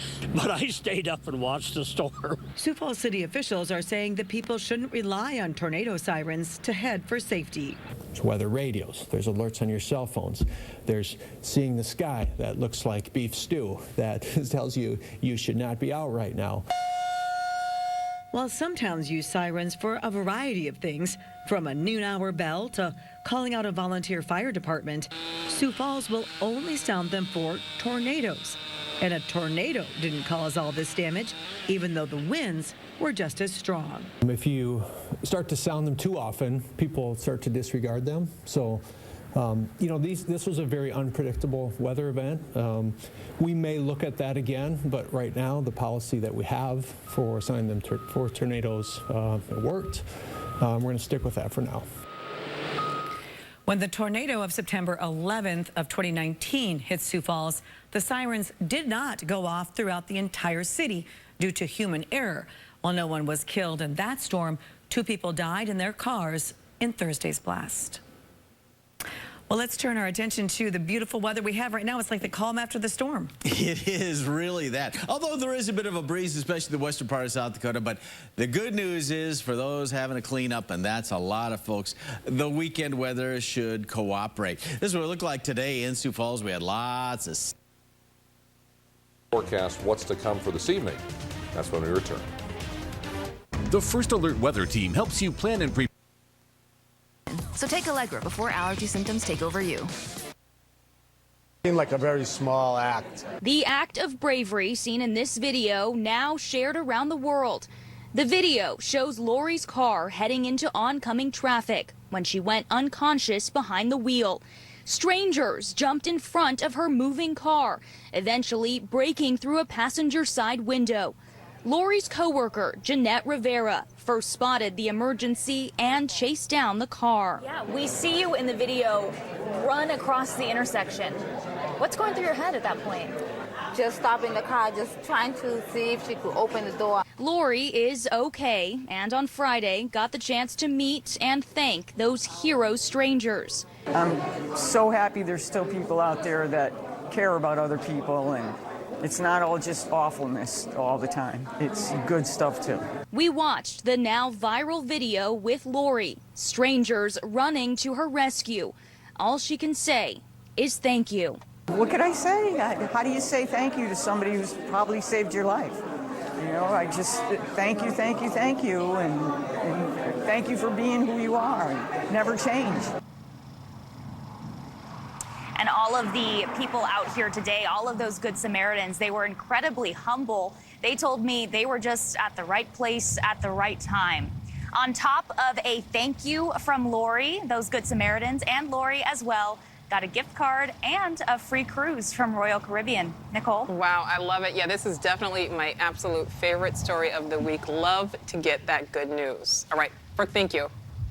Well, in Texas and Illinois right now, some Instagram and Facebook filters are off limits, but they could be coming back. By Thursday's storm. We'll bring you a live report of the damage in the community next. To keep my route For a minute. 100 pickups. After the end of the active phase of combat, the parties must exchange the bodies of dead military. But they have to try to identify the dead men first. This is where the Ministry of Digital Transformation comes in. We have identified about 300 cases, he says. They do it by using a myriad of techniques, but the most effective has been facial recognition technology. They upload a picture of a face. The technology scrubs all the social networks. It's really fast. Once they have a match, they go one step further. We send messages to their friends and relatives. These are often gruesome photos of dead soldiers. Why do you send them to the families in Russia? There are two goals. One is to show the Russians there's a real war going on here, to fight against the Russian propaganda, to show them they're not as strong as they're shown on TV and Russians really are dying here. The second goal is to give them an opportunity to pick up the bodies in Ukraine. They do get responses from Russian families. They're responding with basically saying, you will be killed, I will come and I will also take part in this war. 80% of the families' answers are, we'll come to Ukraine ourselves and kill you, and you deserve what's happening to you. What about that 20%? Some of them say they're grateful and they know about the situation, and some would like to come and pick up the body. The technology is not just being used on the dead, it is also being used to identify Russian soldiers who are alive. All work is guaranteed with a transferable warranty. Call me for a free inspection and written proposal. Rapid Foundation Repair, providing permanent solutions to structural needs. Perkins Strawberry Fresh. Of the Russian military man he's talking about. He says he was caught on video in Belarus trying to sell items he had looted from Ukrainian homes. But his alleged crimes go far beyond that. The soldier is accused of taking part in the execution of 4 Ukrainian men with their hands bound behind their backs. Vehicle today. Plus, get an additional. These documents ensure our freedom, but Amendment C permanently changes our Constitution. 100 retail order bonus cash on select vehicles. And thank you for making Ford the best-selling brand in South Dakota. Governor Kristi Noem's hometown of Castlewood was seriously hit last night. KELO's Lauren Solik was allowed in the community this afternoon and joins us now live to show us the devastation. Good evening, Tom and Angela. Yeah, behind me, crews are working to monitor who can come in and out of town as people continue to clean up from last night's tornado. So much damage that there are houses that are complete losses. I've seen trees in houses, broken out windows. The school has its roof ripped off. And tonight on KELO Lane Weekend News at 10, I'll talk to 2 homeowners, one who just finished building his house. Live from Castlewood, Lauren Solik, KELO Land News. And it is going to be a quieter day tomorrow. Mostly sunny in the morning, partly cloudy in the afternoon. A bit of a breeze, low 70s for highs. Thank you for joining us. Enjoy the rest of your evening.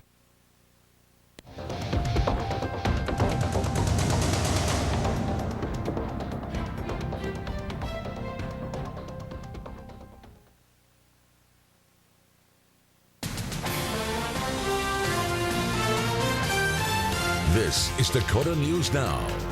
We had an unprecedented weather event here in South Dakota yesterday. We have had many storms before, but the amount of communities that are impacted right now, we just haven't seen in our state before. The cleanup continues around eastern South Dakota after a powerful storm barreled through the state yesterday. It is 5:30. Good evening, everyone. I'm Brian Allen. I'm Sam Wright. We're getting a better picture of just how powerful that storm was yesterday and the damage that it left behind. Residents throughout the area banding together to clean up their communities. Unfortunately, the storm did result in the deaths of 2 people. They are Wendy Lape of Wentworth, South Dakota, and Annie Lanning of Sioux Falls. Authorities say Lape was in a car with her husband just south of Colton when they stopped due to low visibility. That's when authorities say a piece of wood flew into the car and hit Lape.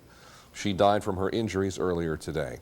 Lanning was killed after a tree fell on her car here in Sioux Falls. That incident happened at her home on South Norton. A friend tells us Lanning's husband and son had already gotten out of the car when the tree fell, trapping her inside. Lanning was a teacher at Lincoln High School. We know counseling services are available to students and staff. Governor Noem has declared a state of emergency following yesterday's storm. The state has received damage reports from 28 counties. In response, the Department of Safety has opened an emergency operations center to coordinate with local governments.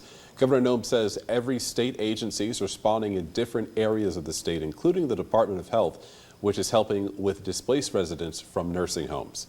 The governor also activating the National Guard to help with cleanup efforts. 20 National Guard members are in Castlewood, 50 are in Madison, and several others are in the Ramona, Wentworth area. The response from the National Guard is being coordinated out of Huron. 30 members from wildland fire ground crews are also in Castlewood. Castlewood, also the site of the state's only tornado yesterday. The community of 650 rocked by an EF2 tornado that tore through town.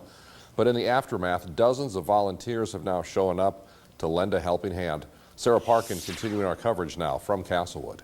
Yesterday's storm destroyed multiple houses and the school in Castlewood, but the community and surrounding areas wasted no time gathering together to start repairing their town. Around 5:30 yesterday evening, a tornado developed on the southeast side of Castlewood before cutting straight through the center of town. There were only minor injuries and no fatalities in Castlewood, but most of the community is still without power today. The cleanup, however, is moving right along. So many volunteers arrived in Castlewood Friday morning to help with damage repairs that law enforcement had to turn people away. Chris Lather, whose house was completely destroyed in the storm, says he was overwhelmed with the amount of people reaching out to help. It's pretty amazing. I mean, we live in small town America, South Dakota. It's pretty awesome to see other people, jump in and help out and do what they can do and play their part. I think, it's that friendly small town atmosphere, and that's why people live here, and that's why I live here, and it's much appreciated. Emergency management staff say there have been so many volunteers that they think most of the damage will be cleaned up by this evening. In Castlewood, Sarah Parkin, Dakota News Now. Great to see that community support. We get a first check of the weather from meteorologist Tyler Roney. Also great to see that while people are cleaning up, today is rather beautiful, to say the least. Yeah, a little bit of a stronger wind gust further north. Nothing more urgent we're working on than that right now, and I think we're going to be making some significant progress. Roughly 40% of formula brands are now out of stock. Retailers like CVS and Walgreens limiting how much you can buy. In Nashville, Daria Grattan. But we moved as quickly as the problem became apparent to us. The White House said it is considering invoking the Defense Production Act to help control the emergency long term. This is a process. We're working on it very, very hard. There's nothing. Very unorganized, not going to lead to a lot of rainfall by any means, but it's kind of our first of what will be a couple of different rounds of light. Know it after the World War II. So this new dictator, the Russian dictator, which acts exactly like Hitler did so many years ago, has to be stopped while it's still in Ukraine. And I think it's all of us together have to invest into democracy now to stop Russia from doing this so that we can return to normal life, and all countries have to. No cost to your family. Connect with us. Into making Smithfield a company that cares. $1 reward for anyone who has information about where Lopez is. He has been put on the. Oh, now that's an epic pepperoni stuff. Police for, quote, intruding into the funeral procession of a Palestinian-American journalist. Today, President Biden called for an investigation into her killing. Here's CBS's Roxana Severi. A day meant to mourn the death of journalist Shireen Abu Akleh turned tense when Israeli police suddenly moved in, swinging their batons. At one point, the pallbearers, trying to reach a church in Jerusalem, nearly dropped the casket. The police say rioters had hurled stones and other objects at them, but the White House is calling these images disturbing. This is a day where we should all be marking, including everyone there, the memory of a remarkable journalist who lost her life. We regret the intrusion into what should have been a peaceful procession. Wearing body armor clearly marked press, the Al Jazeera journalist was shot on Wednesday while covering an Israeli raid in the West Bank town of Jenin. Israel initially suggested she was killed by Palestinian gunmen, but today the military said it can't unequivocally determine the source of the fatal gunshot. Violence has surged here in recent months, with at least 16 Israelis killed by Palestinians since March. Across the state right now that took a direct hit from last night's storm. One woman was inside her own home when it was ripped apart by strong winds. She told us about that experience and what she plans to do now. Andrea Anderson continues our coverage. Like so many others, Kim Kern watched the storm roll in. So when we got home, our neighbors were on their deck looking this direction and just watching the sky turn. And so we came in and did the same thing. We were watching the sky, and Little did she know this would be the storm that takes her home. We just barely made it into the garage and the wind hit. I just couldn't believe how bad the house got that fast. It was the windows, you could hear the rain and the hail, and the wind was blowing through. Kim, her daughter Kenzie, and their puppy did everything they could to keep themselves safe. When it happened, it all happened so fast. And then when I walked inside, I didn't think like everything was like gone and stuff. It was like all caved in and stuff, and there's nothing left. You're not gonna cry, are you? No. Nearly everything they have is now destroyed. But there's one thing this storm couldn't take: their spirit. I am so sorry, sweetheart. This is just something else, isn't it? Step by step, you know, the mayor's over here. I have people, you know, just right and left, you know, offering to help and a place to stay and clothes, and so that's what we hang on to. Looking at the destruction that's left behind, this storm could have taken so much more. We just like to believe that we're here for a reason. So how many other homes are damaged in town? Kim Kern knows that a home is more than just a foundation, windows and doors. Home is where the heart is, and her heart is staying in Madison. So we're not going to build anywhere else, and we're not going to go anywhere else. This is home to us. So she, along with so many others, will now work to put the pieces back together. Madison will get over this, yes. We're a resilient community, and as you can see as you go through town, there's a lot of people stepping up to help, and that's just the way, you know, South Dakotans are, and the South Dakotans that live in Madison are the same. In Madison, Andrea Anderson, Dakota News Now. Cleanup efforts are underway all around the state, but some people are just hoping they can get their power restored. We will take a closer look at that when our coverage continues here on KDLT. Tyler. Brian, some much nicer weather on the way this weekend. Some mild temperatures, some kind of hit and miss rain along the way, but is going backwards.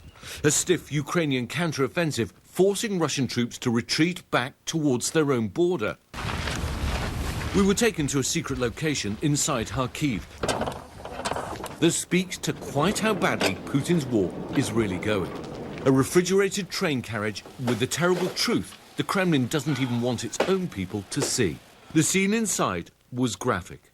This is a total house of horrors. There are 41 Russian soldiers, their bodies here wrapped in this thick black plastic. They're being kept inside this refrigerated train, but I have to tell you, the air is thick with the stench of decomposition. We were shown the bodies and able to verify they were wearing Russian uniforms. Although some soldiers are returned to their families, Ukraine's security services accused the Russian military of listing soldiers that are being killed as missing. You seem to be suggesting that they don't want the bodies because they don't want the truth to be shown. Leto collects the bodies. He says, as far as I know, the Russians don't tell their people about the real losses here. There have been more than 30,000 messages and calls to the Ukrainians from Russian families trying to find their missing sons. These soldiers are waiting to be claimed. So far, no one's come forward. It's a sad indictment of a war Putin's men are struggling to win. And only adding to Russia's shame, the first war crimes trial of a Russian soldier accused of killing a 62-year-old civilian getting underway in Kyiv today. Well, David, the US Defense Secretary speaking with his Russian counterpart. This is for the first time since the war broke out. Lloyd Austin urging an immediate ceasefire and, importantly, to try and keep those lines of communication open. David? Ian Pennell with us all week long. Ian, thank you. Back here at home now into the pandemic, more than 145,000 new infections in just the past 24 hours. And take a look at this tonight, the community-level spread map. A growing number of counties in the Northeast now moving back into the high-risk level. Here's ABC's Whit Johnson tonight. Tonight, new COVID cases in the U.S. tripling over the last 6 weeks. The country reporting more than 145,000 new infections in just 24 hours, the highest daily total since mid-February, with that growing number of counties in the Northeast now at high risk. This estimate, a common estimate, under those assumptions that we're going to have viral evolution, we're going to, if we did not get vaccines, and this is part of our planning that we need to be doing. You know, whether Congress does its job or not, the administration has to plan for a variety of scenarios, and that's what we're doing right now, Wolf.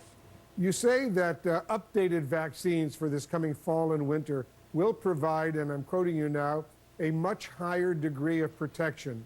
But regulators need to decide on which strain of the virus to use for those shots by the end of June in order to get them ready. Can the vaccines keep up with the evolving variants?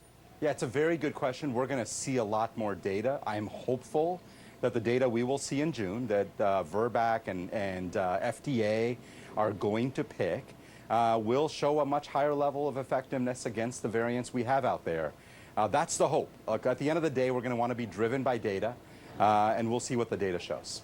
As you know, Dr. Jha, parents out there, they are, of course, anxiously waiting for authorization on vaccines for kids under 5. Are you confident kids in this age group will be able to get fully vaccinated before the fall and winter surge that you're predicting? Well, it's a very good question. Again, you know, these things, the timeline for it, always driven by evidence and data. Moderna has submitted its data. That is being evaluated right now by the FDA. We expect Pfizer to submit theirs in the upcoming weeks. So my expectation right now is that we will probably see an authorization of one or both. But the specifics and the timelines and whether they will actually meet FDA's bar, that's an FDA decision. And if that happens in June, then kids will be able to go into the fall with a very high degree of protection. But again, the details of this are really going to have to be driven by the evidence and data. Dr. For hours, the world of virtual currency known as crypto cash lost about $200 billion in value. Some are calling it the crypto crash. We'll get more now from CBS's Manuel Bajorquez. Fortune favors the brave. Cryptocurrencies have shot into the public arena, with sports stars and celebrities endorsing them as the future of finance. In Miami, the crypto craze includes the world's largest Bitcoin convention and a mayor who wants to make the city a crypto hub. Welcome to the future of finance. Unveiling a statue last month symbolizing the bullish rise of the unregulated online currency, even vowing to take his city's salary in Bitcoin. So this doesn't change your approach to cryptocurrency coming into the city? Absolutely not one bit. You can't change your approach just because the market has a bad week or a bad day. This is about the core of the technology. Interest rate hikes have led to a sell-off of stocks and spooked investors from risky bets, sending crypto plummeting this year, from Bitcoin's 39% drop to stablecoin Luna's near total loss in just the last week. It's estimated investors have lost a combined $1 trillion. Remy Tito is out $2 million, but says he can take the hit. I can see online right now all the people saying they lost their life saving, they lost everything. And the first thing is, don't invest money. One bank. Vera Health Plans. You claim there were no clashes or militants in the area where Abu Akleh was killed. David, the Israeli military says its initial investigation showed that it's not possible to unequivocally determine which side killed Abu Akleh, but Palestinian authorities says they want an international committee to investigate. David? All right, Maggie Rulli tonight. Thank you, Maggie. Meantime, tonight, news on the WNBA star being held in Russia. Russian authorities have now extended Brittany Griner's detention another month. She was handcuffed during today's pretrial hearing in Moscow, keeping her head down. Griner accused of smuggling vape cartridges containing hashish oil into the country. She's been in custody 3 months now. The U.S. State Department saying she's being wrongfully detained. Former U.S. Marine Paul Whelan also remains held in Russia, his family desperately pushing for his release, too. When we come back here tonight, the Queen in public for the first time in a very long time. The image is making news tonight and remembering a well-known actor. An innovation. An answer that leads to even more answers. KELOLAND.com today and find out how you can apply to be a vendor. The KELOLAND Living Arts and Crafts Show, October 15th and 16th, sponsored by Fonder Sewing. For more information, email events@KELOLAND.com. Now is sponsored by Billion Automotive. Welcome back, everyone. A pretty quiet evening on tap so far. The only thing we're kind of tracking as we go later on into tonight will be a few very light showers moving into western South Dakota, but most of us will be... Did that in air quotes. You're aging great, by the way. Memory problems, muscle pain or weakness, joint pain.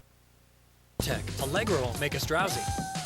So Casey is apparently talking to detectives and has spoken to detectives, so that may eventually be made public. But let me say this. If you're going to feel bad for anyone right now, you should feel bad for Vicky White's family. The day before yesterday, I was there. I was talking with them.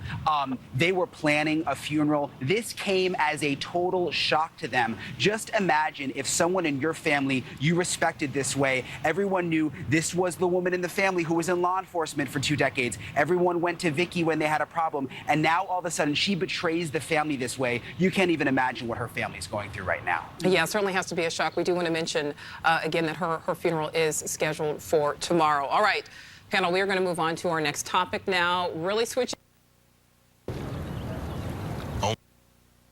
And the next line.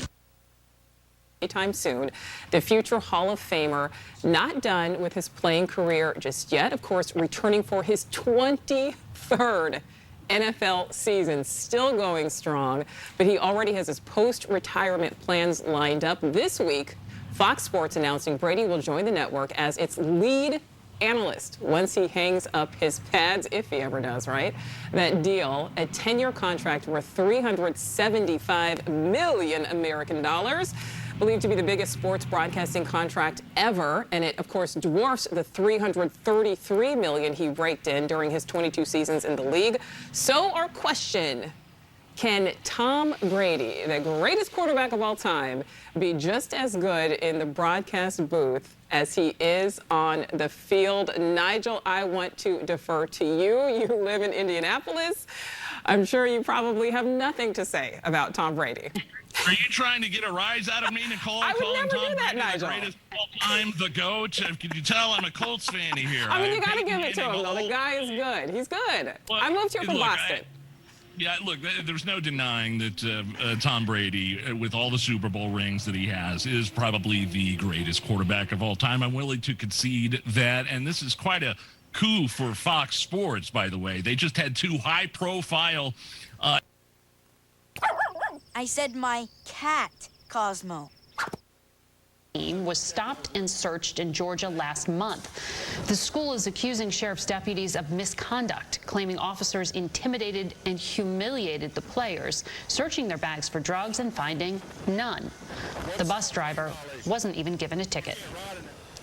On the Road is next, with one man's tribute to his wife and the love story that continues to grow. If you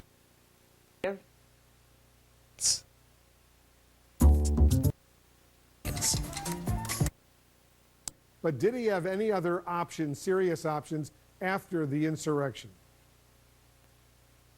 Well, no, he didn't. And by the way, I think it's very smart for Mike Pence to endorse the likely winner of the Georgia gubernatorial campaign, Governor Kemp. Kemp is going to win, so Pence is getting on the bandwagon. And Donald Trump, of course, has endorsed the man who is likely to lose, David Perdue. So this makes sense. And, of course, Pence will never be back in the good graces once again of Donald Trump because of Pence's appropriate actions, the correct actions on January 6th to validate and certify the election. So Pence is in this lane. He's got no choice. You know, he's a persona non grata in Trump world, and, you know, we saw what they said. They wanted to hang him. And I suspect their attitude hasn't changed much. You know, Dana, in the Pennsylvania Senate race, which is next Tuesday, Republicans have been caught off guard by a controversial third candidate surging right now against Trump's pick. What can you tell us? That this is a scrambled Republican primary, and one that is so illustrative of where the GOP is right now. I've talked to so many people who are connected to or in Pennsylvania, and I'm sure you're going to hear something similar from Charlie Dent, about the fact that because you have a Trump-backed candidate in Mehmet Oz, and then you have somebody who worked for Donald Trump or is in and around the Trump orbit, but who's running as a bit more of a traditional conservative. And then you have this third candidate, Kathy Barnett, who knows what is going to happen. But it is a three-way race right now. It's anybody's guess. And there is big concern here in Washington that this is possibly going to cost the Republicans this seat, because it's retiring Republican Senator Pat Toomey's seat, and they don't want to lose it to the Democrats. Yeah. You can find more in the movie Network. Richard Wald was 92. When we come back here tonight, so many of you responded, and you can likely guess our Persons of the Week. On Storm Center, we like to look ahead, look down the road at what may be coming. Look at the longer range forecast here. And this is a look here at one forecast model. So it's an idea of what may be happening. It's one of the things we look at to help predict the weather in the future here.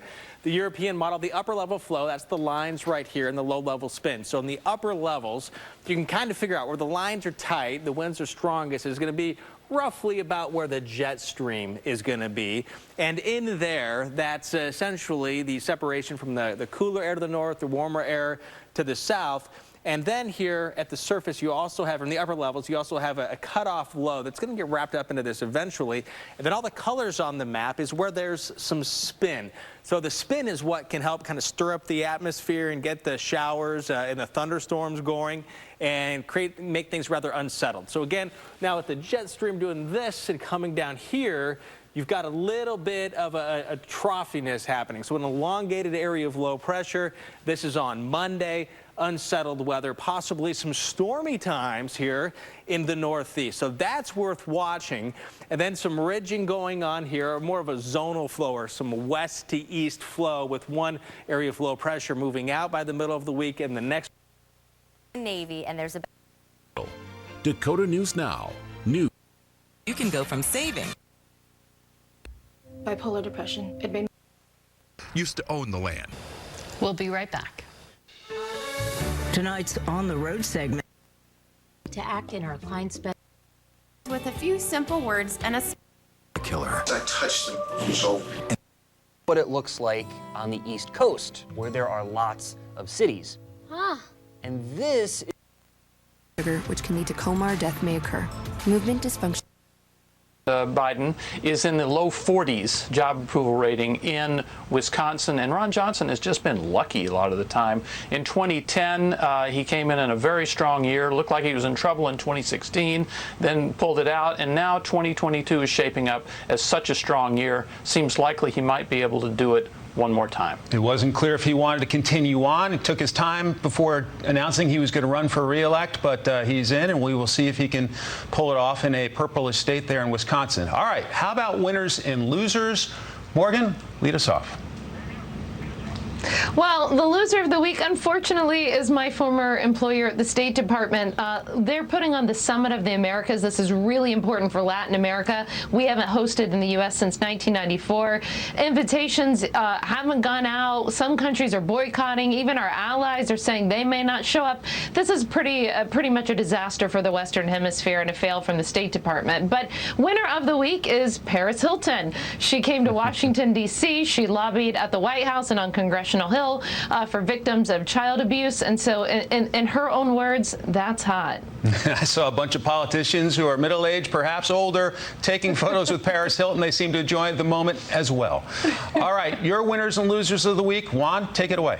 Well, I think the winner is Kathy Barnett in that Pennsylvania Senate race I mentioned earlier. She, in a Fox News poll, is basically tied with two better-known candidates. So we'll see where this goes. She is definitely the underdog in that race.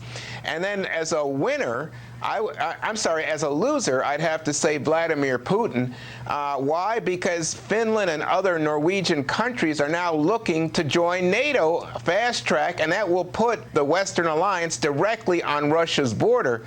I don't think he had that happen in his worst dreams. So a lot of focus on the Pennsylvania Senate race this weekend. The Fox poll suggests it's a toss-up at this point. We'll see where it goes. Byron, winner and loser? My winner is Jim Pillen in the Republican race for governor of Nebraska. He was running behind the Donald Trump-endorsed candidate Charles Herbster, but pulled it out and won in their primary. So he's the winner. The loser is the American 401k. I don't actually think I need to explain this very much. Even after a good day today, we've had 6 consecutive weeks of losses. S&P down more than 16% this year, just looking terrible. Don't look at the 401k. All right, Byron. The Beat with Ari Melber, weeknights at 6.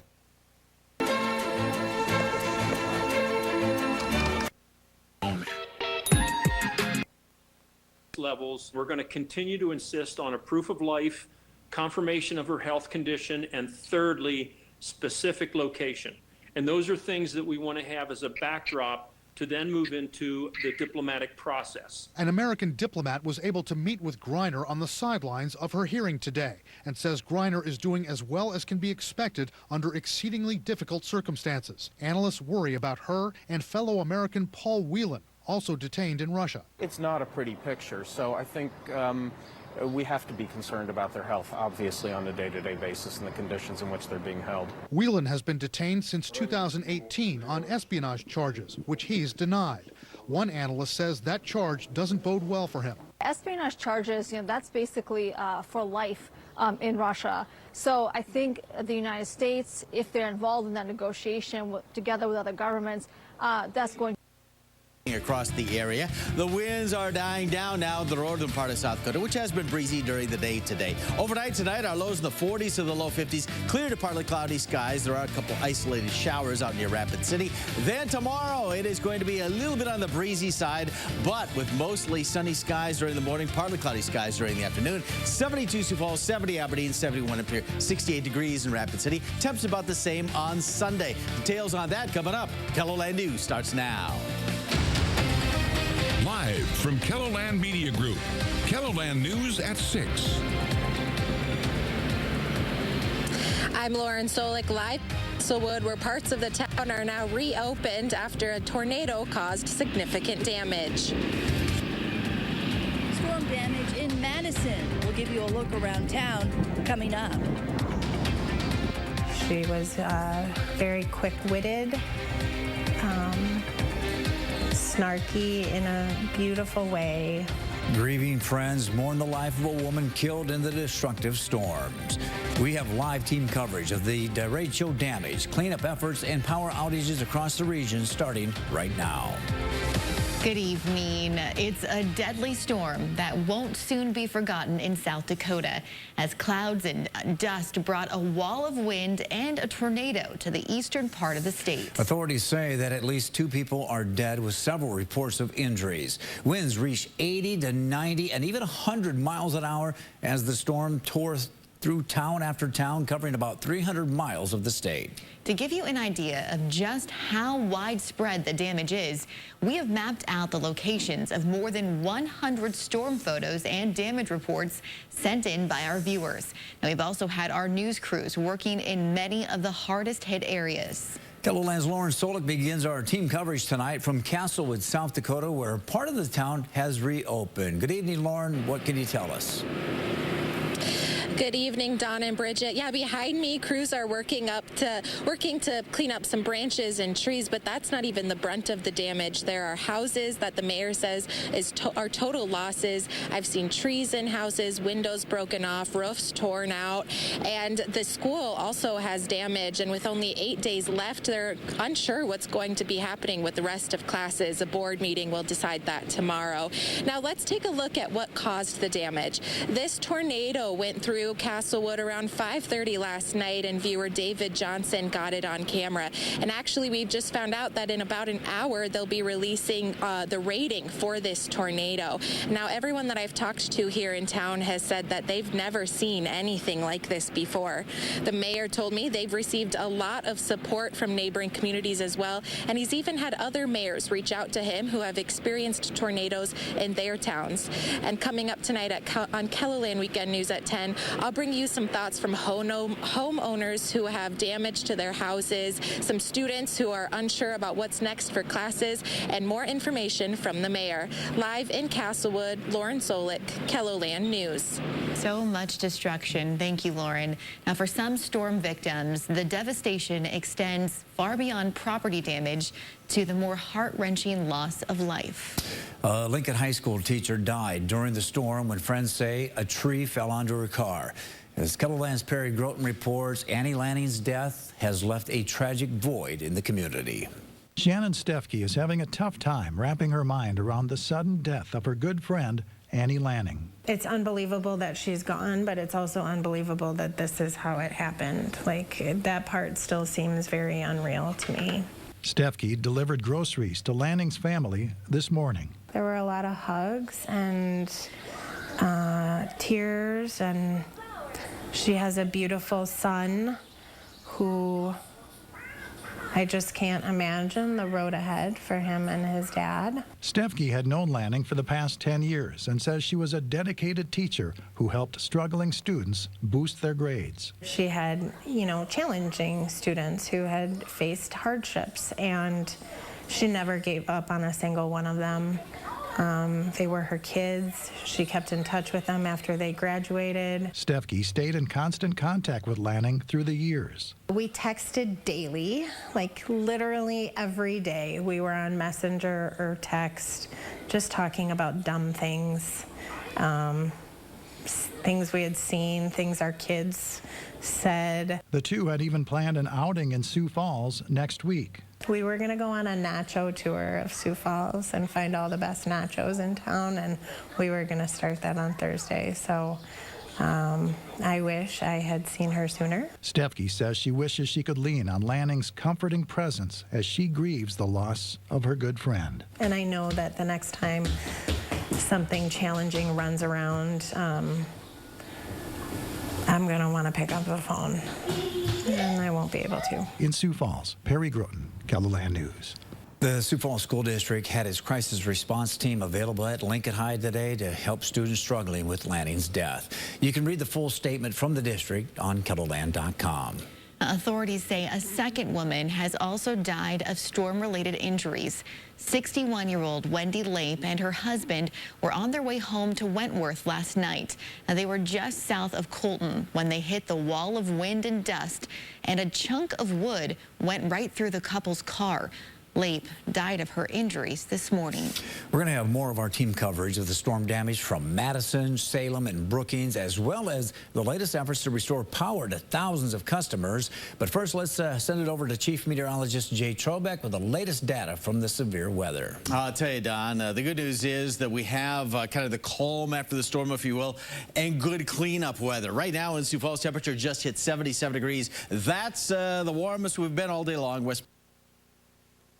A secondary batch of severe thunderstorms in the southeastern part of the area, but that moved away pretty quickly. And then after that, things were pretty quiet through the rest of the night and on into the day today. And look at all these storm reports. These are all either, hail or strong wind or tornado warnings that were issued across the area yesterday. Just a tremendous amount. But today, things are much quieter. Although we do have some wind. We have a high wind warning in north central and northeastern South Dakota, not caused by thunderstorms, but by an area of low pressure, which is right now just north of North Dakota. Those winds will die down tonight. We'll have your complete forecast coming up in just a few minutes. Phil, thank you. Okay. Residents in Salem starting the long process of cleaning up after many buildings in town lost trees and roofs. Cooper Seamer standing by in Salem, where many are trying their best now to pick up all of those pieces. Cooper. Brian, the nursing home here in Salem is just one example of the extensive damage in town. The building lost some of its roof, most of its windows, and it will be a long time before the building will ever be used again. According to city officials, though, nobody in town was seriously injured, not even anyone in the nursing home. Governor Kristi Noem was in town surveying the damage caused by high winds that downed trees, power lines, and shattered windows with debris. Many people I spoke to say they're lucky, though, knowing that the damage could have been much worse. The city is still without power, and there's extensive damage at homes and farms just outside of the city. Now, Mayor Sean English says they're very fortunate with the damage they have, even though it is extensive and widespread through the community. He says the first day of cleanup here is just the first step on a long process to recovery for the town. Live in Salem, Cooper Seamer, Dakota News Now. All right, Cooper, thank you. As early as this afternoon, the entire community of Brookings remained without power. The city manager says they hope to have that power restored this evening. However, people shouldn't count on that and need to be prepared to be without power for another night. Throughout town, trees ripped from the ground, some falling on cars, even homes. Pioneer Park, where the annual Brookings... They're not alone. People have been quick to reach out and help. You know, Madison is just a community that has always come through for us, I guess. In Madison, Kelly Volk, KELOLAND News. Madison Mayor Roy Lindsay said that the 3 people reportedly went to the hospital for injuries, but they were treated and released. It's not only cities where people are picking up the pieces. Yesterday's storms damaged farm after farm across several counties. KELO's Ariana Schumacher takes us to a farm north of Salem where Governor Kristi Noem toured the destruction. Grain bins, mangled equipment, blown down barns and sheds. These are all common sights as you drive through the countryside around Salem. Technically, I don't think we have any sheds or bins usable right now. Drew Peterson lost all his sheds and several grain bins along with equipment. The damage is so bad, the governor even toured his operation. Entire operations wiped out, sheds, buildings, trucks, livestock. We've got dairies and hog barns that are gone. So it's going to be a long process putting that back together. Peterson said the storms happened quickly and some of his neighbors were caught in their tractors. And they just sat there, and I know that they were on the CB telling their family they loved them because it was so scary. Governor Noem says state and city officials are working with emergency response agencies to help everyone out. It's a challenge for these ag producers because you can farm for 20 years and make a good living. You can have one bad year like this and lose everything. With destruction all around, farmers are trying to figure out what the next step is. There's just a lot of unknowns right now. I think we'll get through it. We will. We have to. Near Salem, Ariana Schumacher, KELO News. Wow, so much damage. Yeah, thank you, Ariana. As of about 5 o'clock tonight, most of Brookings still did not have power. The county commission declared a state of an emergency due to the damage from last night's storm. KELO's Dan Santella visited the community this afternoon to check out the cleanup efforts. Like many people in Brookings, Paul Setness has been working to clear debris, but he didn't do it all himself. The neighbor across the street, he knew a guy with a bobcat who was happened to be going by, and he flagged him down, and the guy says, I'll be back in about a half an hour. And he was, and he cleaned up all of this for me. Some of the private buildings got damaged. You can see on the south end of town there's some roof damage, some new construction that has severely damaged on the south side of town. Many stoplights were not working this afternoon. City Manager Paul Bursino says crews have been picking up since last night. Worked till about 1 o'clock this morning. Great. Can't say enough great things about our city staff and what they're doing for this community. They're out here this morning cleaning up. We have cleaned about 80% of the trees in the streets. Another concern as crews assess the damage is the water supply. Conserve water as much as possible. Our system is becoming critically low, and for fire suppression, it's critical that we all do our part. Even when electricity comes on, we're going to have to take some time to refill those water towers. Mayor Niemeyer says this is the time to check in on neighbors and loved ones. Be kind, be patient. You know, if your neighbor needs some help or you haven't seen your neighbor yet, check on them, make sure they're okay. Like I said, we're not aware of any injuries or anything, but you know, this is a stressful situation for a lot of people. Anxieties run high. In Brookings, Dan Santella, KELO News. The mayor says that he hopes crews are able to begin picking up debris on private property on Monday. Now, our team coverage on the widespread storm damage continues as we look at the efforts to restore power and the damage the storms caused in other states that's still ahead. Fortunately, the weather will cooperate with the cleanup. We'll have your weekend forecast next. The sponsor of KELO News at your local Chevy. To his ruling on Title 42. It's now expected by May 23rd, the day the Biden administration wanted to end the policy. Lester? Gabe Gutierrez at the border tonight. Thank you. Elon Musk is raising questions about whether he's having second thoughts about his $44 billion deal to buy Twitter. Today he tweeted that the deal is on hold, but then seemed to reverse himself. Here's Tom Costello. Even for Elon Musk, the tweet early this morning landed like a bombshell. Twitter deal temporarily on hold pending details supporting calculation that spam fake accounts do indeed represent less than 5% of users. Twitter has reported fake accounts make up fewer than 5% of users, though it could be higher. Then a few hours later, Musk tweeted again, still committed to acquisition. The competing tweets had Wall Street scratching its head, noting Elon's fondness for marijuana. Was he high when he did the deal, or was he high when he tweeted that? It was just last month that Musk agreed to buy Twitter for $54.20 a share. But the stock has since dropped to under $42 a share, suggesting he's paying $9 billion too much for a social media platform he uses heavily.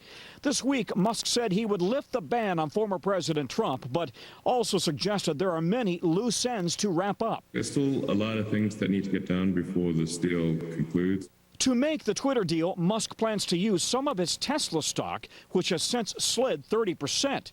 Today, Tesla moved higher. He is able to get out, which, by the way, moves the stock of Tesla way up. With experts speculating Musk's real motivation is to renegotiate or walk away from the Twitter deal, even if he has up and running for 2022. The White House scrambling to deal with the nationwide baby formula shortage that has new parents panicking. Ask you about the stock market. It got hammered most of the week. It ended higher today. What happened? Yeah, bargain hunters were buying up beaten down stocks after weeks of heavy selling on recession concerns.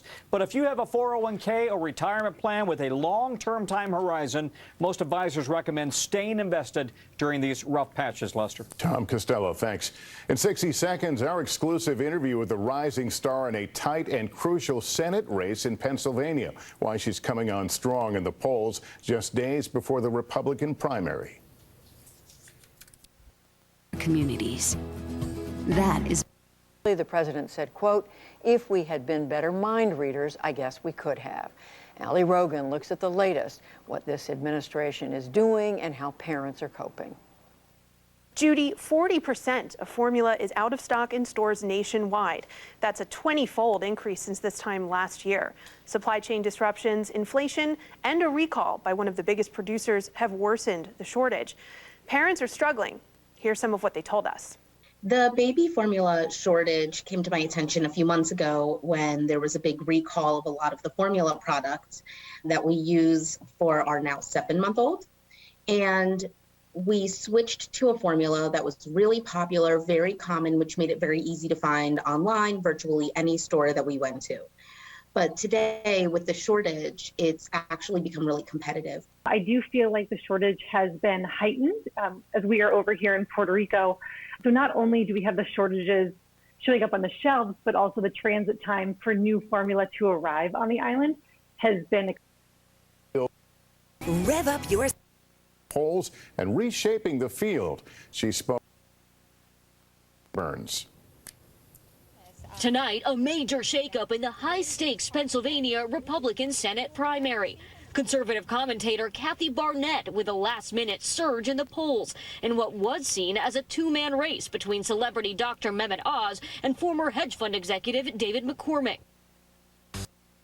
Clear to partly cloudy, lows in the 40s to the low 50s with a gentle breeze. Then tomorrow, mostly sunny, somewhat breezy, 72 Sioux Falls, 70 Aberdeen, 71 in Pierre, 68 Rapid City.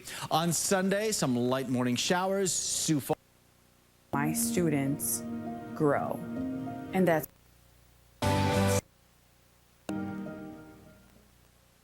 imagine the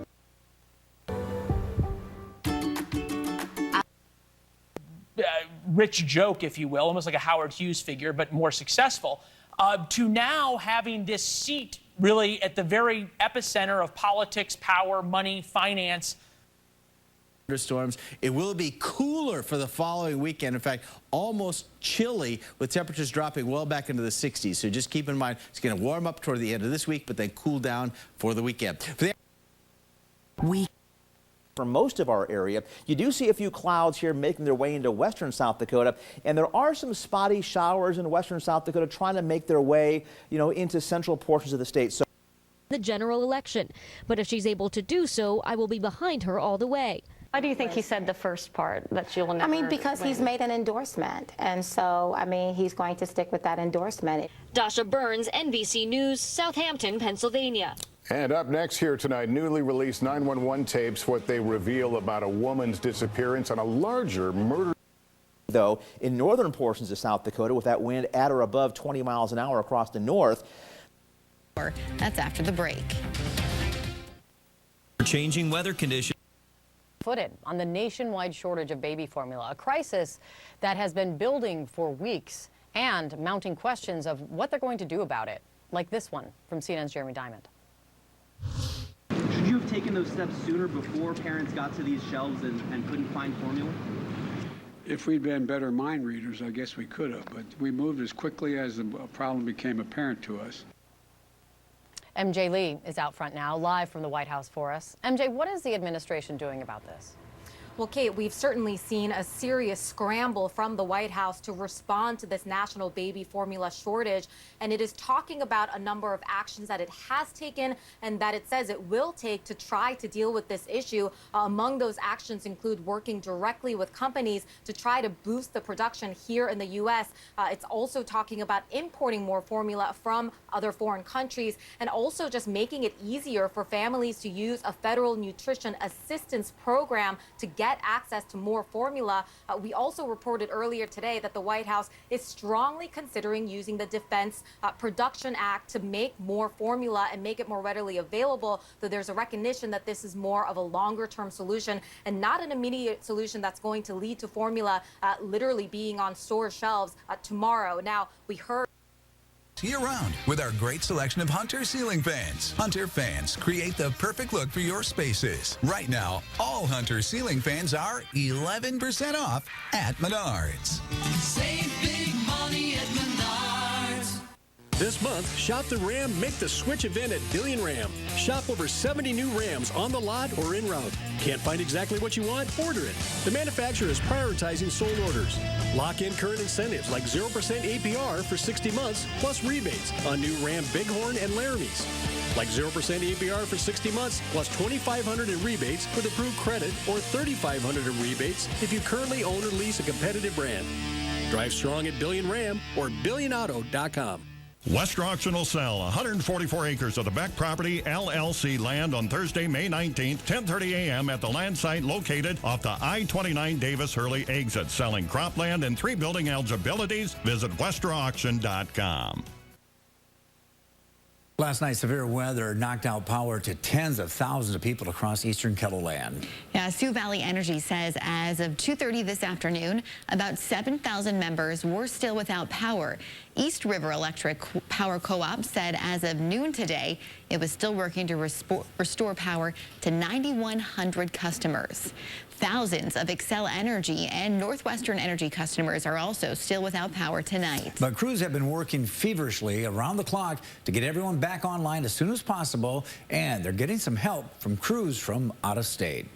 Power crews are working as quickly and safely as possible to restore electricity to thousands of customers who remain in the dark after strong winds swept through the eastern half of KELO yesterday. This is and will be a multi-day event for us. Xcel Energy Principal Manager Steve Colbeck says the destructive storm Thursday night knocked out electricity to more than 35,000 of its customers in South Dakota and Minnesota. He says crews worked all night and through the day. Right now, 10,500 remain without power, so we've knocked that down considerably already since last night. Xcel says it still has about 5,300 customers in Sioux Falls without power. Northwestern Energy is working around the clock, too. Well, we're actually in a pretty good spot as far as the overnight went. We did very good. We started out with about 9,500 customers out of power, and by about 2 a.m., between 2 a.m. and 4 a.m., we got it down to about 1,300 customers. Spokesperson Tom Glanzer says they're mostly dealing with what they call spur outages, or smaller ones. You can see right behind me, there's no alleyway in between the houses, so our crews are having to go in people's backyards with a bucket truck and clear out lines and get things back going again. Besides downed lines, did you lose any power poles? Yeah, we lost about 20 power poles east of Clark, and then down south by the Avon area, north of the Yankton area. We lost a pretty good stretch, and then west of Mitchell, there's a pretty good stretch of poles laying on the ground, too. Just straight line winds shearing things off.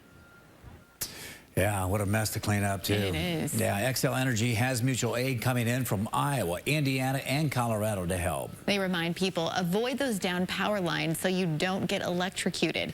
If there's an outage in your area, call your power company immediately. Well, Sioux Falls also created a website to help guide people as they remove debris from their yards. The city will be waiving fees at drop-off locations at 12th and Lyons, the Sioux Falls Regional Landfill, and Mueller Pallets. We've included the link to the Storm Resource website on KELOland.com. We'll be right back.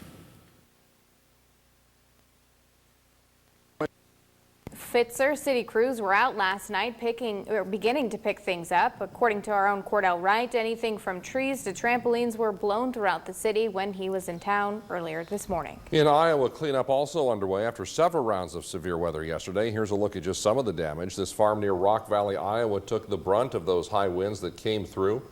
Most of one machine shed was ripped away. This video was taken this morning as cleanup was just getting underway. Several other communities in northwestern Iowa reporting damage as well. We have not heard of any reports of injuries, however, in the Rock Valley area, and we hope it stays that way. Phil has a final check of the forecast when we come back here on KSFY. Keep up with all the current news on your schedule with the Dakota News Now. Hard, but we've got 182,000 people, and they're building. On point. And his A1C, Ron? There at the edge of that black hole and set foot in it, we would be spaghettified. So it's kind of a mean place in our galaxy, kind of a tough neighborhood, but important for everything that is around us and makes us who we are. How were they able to get this image in the first place?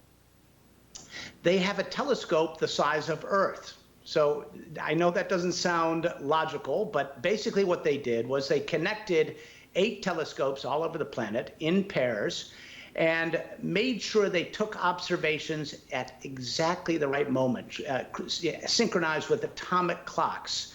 And then what they did was they compiled all that data, collated all that information, and then used an algorithm to sort of fill in the gaps. So it's kind of like, you know, you can imagine a piano keyboard with some keys missing. If you can fill in enough of those keys, you can figure out the tune. And so basically they figured out the tune using computational techniques that had never been done before. It's quite an amazing accomplishment of engineering. And for the scientists, Miles, what makes this so important, so fascinating to them? I mean, do we worry about Earth getting sucked into this black hole?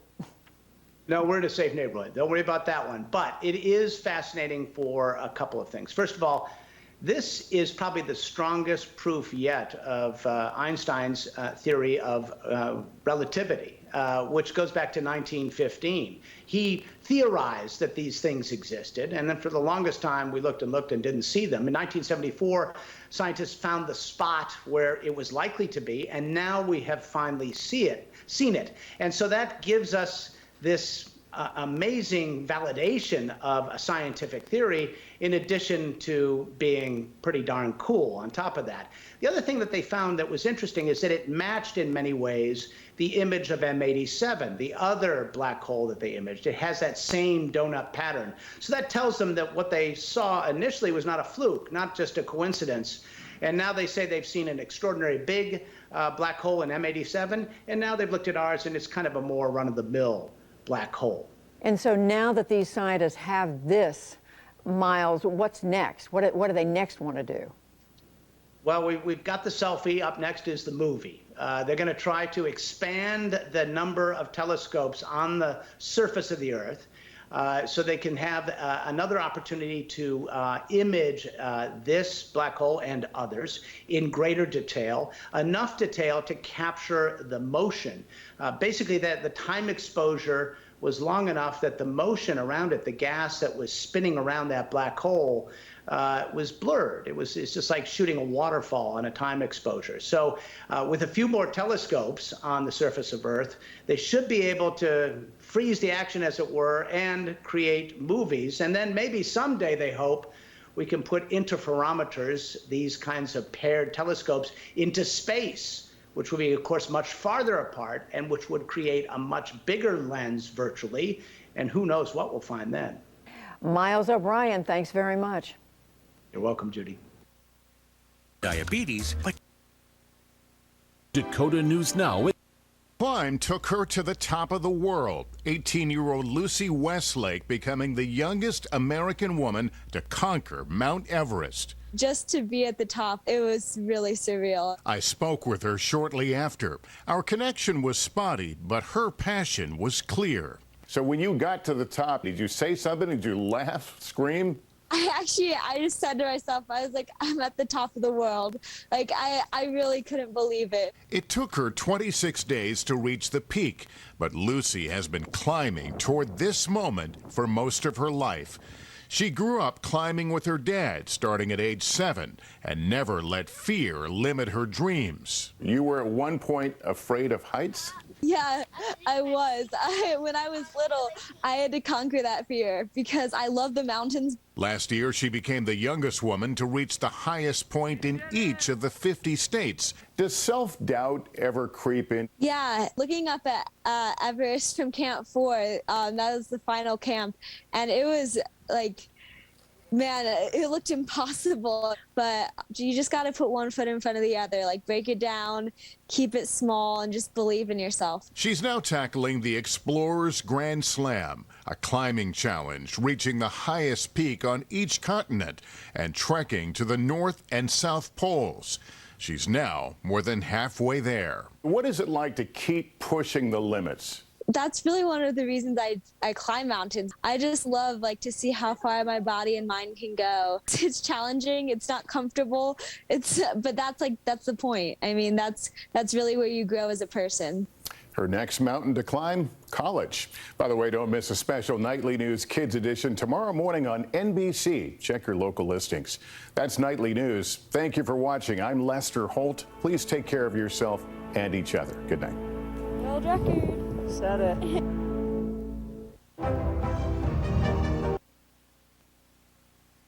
So many people, yeah, they've been working all hours of the night, and the people volunteering to help their neighbors too. I love to see how communities care about each other so much when these things happen. And thank the viewers as well for being our eyes and ears out there. We really appreciate it. Yeah, we got lots of good reports, helped us spread the news of what was going on.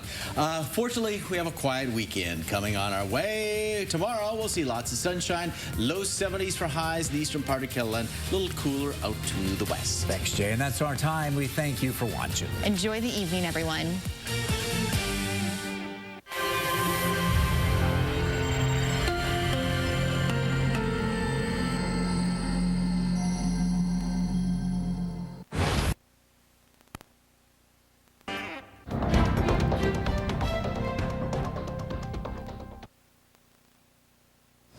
We have sunshine in Sioux Falls, and we will remain clear throughout the rest of this evening. We're in the upper 70s right now, but we'll be down to the upper 50s by midnight, and the wind will be staying pretty light along the way. In Aberdeen, the clouds are clearing out for now. We'll start to see them building back in by midnight. We'll fall to the mid-50s, and by that point, the wind will really be dying down. And in Pierre, a few extra clouds building in, some showers just off to your west, but otherwise we'll be in the upper 50s by 10 o'clock and the low 50s by midnight. Some more chances for light rain will be on the way throughout the weekend. We will time that out coming up. A tornado leaves the town of Castlewood picking up the pieces, but they aren't doing it alone, as they've been overwhelmed with people wanting to help out. But first, cleanup is underway after a deadly storm rolled through the Dakota News Now viewing area, leaving thousands without power. Those stories and more coming up next on Dakota News Now at 6:30.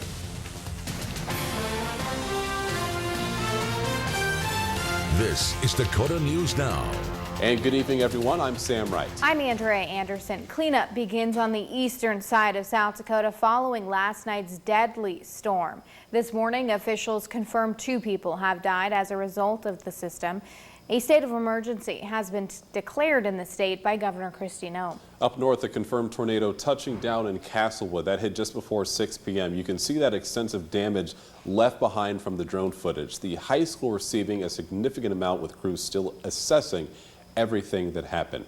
Further south in Brookings, a storage facility and numerous trees toppled over. The South Dakota State campus has been shut down for the day as several semis were overturned along Interstate 29. In Sioux Falls, the city continues the large task of repair, cleanup, and unfortunately, in some cases, rebuild. The storm slammed the city just before 5 yesterday afternoon, going from day to night almost instantly. Powerful winds downed numerous power lines, trees, and in one case, killing a woman. Thousands of people are still without power at this hour, but according to Xcel Energy, getting everyone back up and running is going to take some time. We have called in a helicopter to contract with an assessment of the damages. This is and will be a multi-day event for us. Please understand that we will restore power as quickly as possible. According to Xcel's outage site, at least 9,000 customers are still without power. Xcel says they have more workers coming from out of state to help with repairs. They ask that if you are out of power, still report it and don't assume that they already know. And as we mentioned, 2 fatalities have been confirmed from yesterday's storm. They are Wendy Lape of Wentworth and Annie Lannon of Sioux Falls. According to the Minnehaha County Sheriff's Office, Lape was in a car with her husband just south of Colton when they stopped because of low visibility. That's when authorities say a piece of wood flew into a car and hit Lape. She died from her injuries this morning. Lanning was killed after a tree fell on her car in Sioux Falls. Now, that incident happened at her home on South Norton. A friend tells us that Lanning's husband and son had already gotten out of the car when the tree fell, trapping her inside. Lanning was a teacher at Lincoln High School, and counseling services are available to students and staff there. Meantime, the city has set up a website for those with questions regarding cleanup. You can head over to siouxfalls.org/storm. They ask if you call 211 if you notice damage, whether it's on your property or in the city right away. And if you notice downed or arcing power lines, they ask that you dial 911 immediately to report those. Also on the website, instructions on debris removal. There are now 3 locations for free drop-offs. Tipping fees have been waived through May 22nd. The Castlewood community is beginning to heal after an F2 tornado ripped through the center of town yesterday. So many people from surrounding communities showing up to help repair the damage. In fact, some had to be turned away. Our Sarah Parkin has our story from Castlewood. Yesterday's storm damaged multiple houses and the school in Castlewood, but the community and surrounding areas wasted no time gathering together to start repairing their town. Around 5:30 yesterday evening, a tornado developed on the southeast side of Castlewood before cutting straight through the center of town. There were only minor injuries and no fatalities in Castlewood, but most of the community is still without power today. The cleanup, however, is moving right along. So many volunteers arrived in Castlewood Friday morning to help with damage repairs that law enforcement had to turn people away. Chris Lather, whose house was completely destroyed in the storm, says he was overwhelmed with the amount of people reaching out to help. We've had at least 100 and some people reach out to me since last night, and you know, it's been overwhelming, but obviously really accepted very well, because I can't get back to everybody right away and say, hey, yeah, come clean up and come help, because they don't let everybody into town right away. But it's been very nice that people are here and they want to help, and they're right there when you need them. So. Emergency management staff say there have been so many volunteers that they think most of the damage will be cleaned up by this evening. In Castlewood, Sarah Parkin, Dakota News Now. Well, taking a look out there now, what a drastic difference from yesterday to today at this time. Yeah, a lot quieter. You know, we were kind of right in the middle of coverage at around this time yesterday, and now it is certainly a lot quieter with more sunshine back with us, and that's what we're kind of seeing across the area at this hour. There are a few extra clouds building into western South Dakota at the moment, like Pierre, for example, and there are some showers actually in western South Dakota that are going to try to make their way east as we head on into later on this evening. But Sioux Falls, plenty of sunshine, bright blue skies. Mitchell, a few extra clouds for you, but otherwise temperatures are pretty mild. Here's First Alert Live Doppler radar, and you can see just west of Pierre we do have some of those light showers moving in, but these are not severe. There will be no severe storms to worry about for tonight, and these very kind of quick, really hit and miss type of rain showers will be out of here very quickly. Temperatures are in the 60s in the western part of the state. Most of us, though, in the immediate Dakota News Now area are in the 70s, even some low 80s in parts of northwestern Iowa. And the wind has been strongest in the northern part of the state, and that's where wind gusts are diminishing a little bit more, but they are still between that 25 and 35 mile an hour mark. Now, the next big thing will lead into this weekend, which will feature relatively quiet weather, but just a couple of chances for light rain along the way. Some spotty showers moving into central South Dakota tonight, kind of out of here though early tomorrow morning, and then another round of rain making its way in late tomorrow night and into early Sunday morning. We'll talk about the timing of this rain and how much we're going to be seeing coming up in just a few minutes, Sam. Tyler, thank you. As residents continue to clean up from yesterday's storm, many could be looking at another evening without power. As of early this afternoon, the entire community of Brookings remained without power. Our Scott Inga was in the city today, and he has the story. As of this evening, many folks here in Brookings are still without power. asking, are asking the president, hey, come up with priority. And I think he does have a plan that says, okay, now we're going to prioritize people. We're going to provide vaccines maybe to just the most at-risk people, people 60 and over, people with immune issues. What about the argument, Jonathan, that some of this money was spent and it's not clear where it went, or it went in other directions? Sure, but that's not an argument to do nothing. You do better the next time. But the idea that because some money went somewhere it shouldn't have gone, and we shouldn't prepare and protect against a future variant, I think is ridiculous. Also, this idea of, more money for Ukraine. I wrote down politics because folks are playing politics with money for Ukraine. And it's clear why that money is needed. Yeah, it's for Ukraine, but it's really for the fight for democracy. So some of the same folks who are complaining about the COVID money are some of the same people who are complaining or stalling, funding for Ukraine. To bring it back to COVID funding, the administration and basically Washington cannot not do anything, cannot not prepare for what's to come. Gary, how much of this is politics and how much of it is based on real, legitimate argument? I mean, in Washington, how much is politics?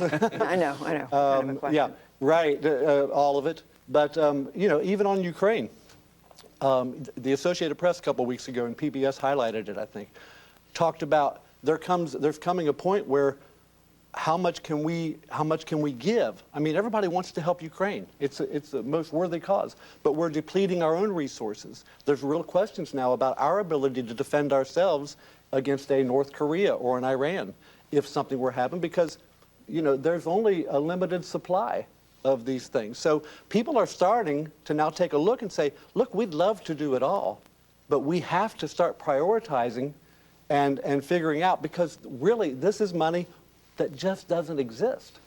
Yeah, and of course, communities all over our area. Governor Kristi Noem has activated the National Guard in response to this storm. Guard members will be focusing their efforts on cleanup. Currently, 20 members are in Castlewood. 50 are helping out in Madison. Others are in the Ramona, Wentworth area. National Guard response is being coordinated in Huron. The community of Madison looks similar to many other towns and cities across the state that took a hit from this storm. Kim Kern of Madison was inside her home with her daughter and her puppy when the storm ripped it apart. She says her car is also totaled and just about everything she has been destroyed. It is attack on American democracy. That is a serious step, but it's not the cause of uncompleted fence. What does that do? Creates a very porous border, creates convenient locations for their duty as a member of Congress, but also as a patriot, to come in and talk about what they know and to help fill in the gaps, to help that committee and the American people, by extension, to understand what happened on that day as a means of trying to prevent it from happening again. They refused. And so the fact that they're being subpoenaed, yeah, it's an extraordinary step. I think it 100% should have been done. It needs to be done. The attack on the Capitol was an attack on the American people, an attack on our democracy, and we need answers. How do you look on these subpoenas? Yeah, I agree 100% that we need answers, that what happened on January 6th was one of the most horrible things in our nation's history. And I think we've already had a lot of answers. I think answers are coming in many ways, including through law enforcement with the people who are charged. One thing that I know a lot of people are worried about is conflating the peaceful rally that day with the riot. In other words, there's a lot of talk about, well, who did you know, did you help plan this rally? Did you help? And planning the rally was perfectly fine, okay? It's the a few hundred that broke off and actually invaded the Capitol that are being prosecuted.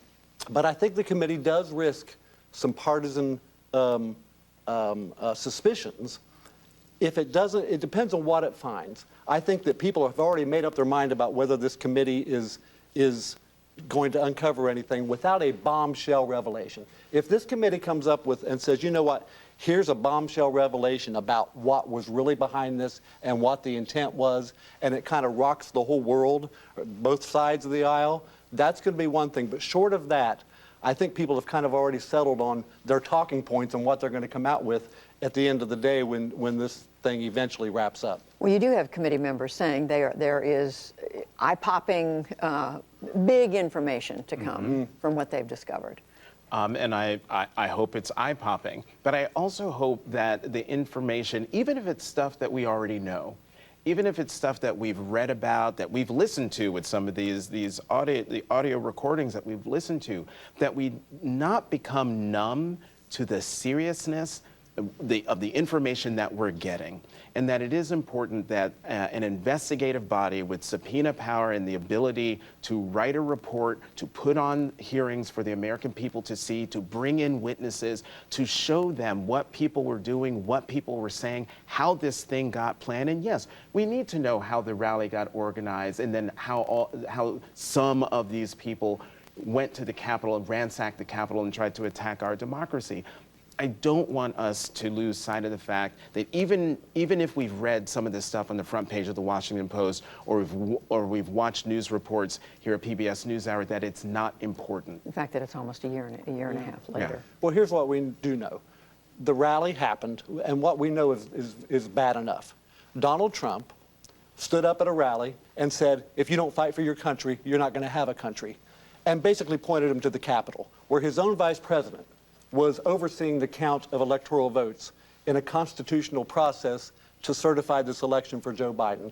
I mean, that's bad enough. How much more do we need how much more bad things do we need to come out to say, for enough people to say Trump's responsible for what happened? It would be helpful if House Minority Leader Kevin McCarthy would tell the American people what he told the president in those moments. It would be helpful if Jim Jordan, who wants to become the next, Judiciary Committee chair in the House, what he said to the president when he talked to him probably multiple times that day. That's important for us to know. This is not a partisan issue. This should be a patriotism issue. Our country was under attack, and it could happen again, which is why that commission, that select committee, is in place to do this report. Yeah. And his point is that there's maybe culpability on the part of some of these members. Yeah, and again, there's a fine line. And again, you're talking about your fellow members of Congress. There's a fine line between saying things to try to, we know a lot of those conversations that were happening through what's been leaked were to try to get Trump to take action, to calm things down, to put an end to this thing. And who knows what they said to try to appeal to him and his ego to make that happen. But would it be interesting? Yes, I just think that a lot of it's being found out in other ways, and the committee just needs to be careful when it comes to subpoenaing members of Congress. Republicans are going to control Congress very likely, after November. And, what goes around comes around, and you just got to be careful how you treat your fellow members of Congress. They've already said that if they come into power in the House, that there are going to be investigations galore. The White House is already preparing for that moment. So. And that's not, we need to back off from those vendettas. Carrie. On this Friday night, all right, we thank you both. Jonathan Capehart, Gary Abernathy, thank you very much, both of you. Thank you. Prices and great service. Our door designer on Menards.com. It could be a chemo-free combination of. Discover paint bleed under your tape. Oh, of course, that's absurd. We all saw what we saw. But here's the problem, Jesse. In Washington State, Democrats passed a law that bans almost every single vehicular pursuit. And in this case, if cops didn't act when they did, obviously it could have ended in a much different way. I love these tough guys that go try to carjack a woman and then they scream, ouch, ouch, when they get handcuffed. Ow. Yeah. Pathetic. All right, Jason, Insane. good report. Thanks again. Thanks, Jesse. Has become, and then there is the baby formula shortage, which is extremely serious. But the idea that the problem behind the baby formula shortage is because, undocumented immigrants are getting it all is, like you said, it's both a lie, and the idea that their answer is starve children in captivity, I think shows you a lot about the pro-family, the sort of moral basis of the pro-family party. This is why I don't call them pro-life, Dean. I won't call them that, because they're literally like, starve those brown kids because the brown kids are the enemy. They're the problem. look, you know, I looked at Lisa Stefanik's Twitter feed, and I don't see her denouncing a former RNC staffer who was sentenced to about 15 years in prison for child pornography last month. Where is that? Where are the Republicans announcing the former RNC staffer, former GOP staffer that did that? And the reality is, remember Hillary Clinton called him deplorable? She was being nice. Okay, this is much worse. This is despicable. To call your political opponents pedophiles and the cruelty towards brown people, that just makes you a Republican now. So to me, there's no bottom. I don't know how much deeper it gets, but they're going to incite violence, and they don't care, and that's the worst part of this. It's insidious. We're talking about a lot of women today, so I do want to talk about a woman, and this is a case, I want to stay with you for a second, Dean, that I didn't think got enough attention. We talked about it a little bit on this show, and this was the shooting death of Shireen Abu Akleh. She is an American. She's Palestinian-American, much like yourself, my friend, and she was a really boss journalist who was one of the most popular journalists at Al Jazeera, known around the world. Her funeral was epic. It was one of the largest funerals, at least according to some journalists there in Palestine that has been seen, right? It was in Jerusalem, and then this happened. Members of the Israeli security services or Israeli police went after they were literally carrying her casket, got set upon by police who hit them with batons. They almost dropped the casket. You can see the melee here.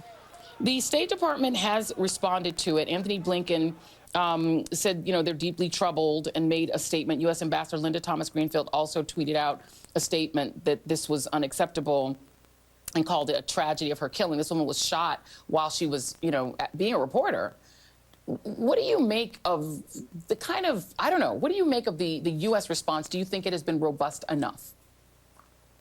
No, it never is. Palestinian lives barely matter when they're alive. They don't even matter when they're dead. Here, clearly what's going on. No, the Israeli police did not have to be there. This was in East Jerusalem. She was a Christian woman, but Christians and Muslims had come together as Palestinians to stand up for her. Maybe even some progressive Jewish people, perhaps there as well. But the Israeli police went there, some of them on horseback, and were looking for trouble. And not only did they do what they did, you can watch the video closely, they are striking unarmed people in suits and ties who are mourning. They literally ripped down Palestinian flags. What were the Palestinian flags a threat to?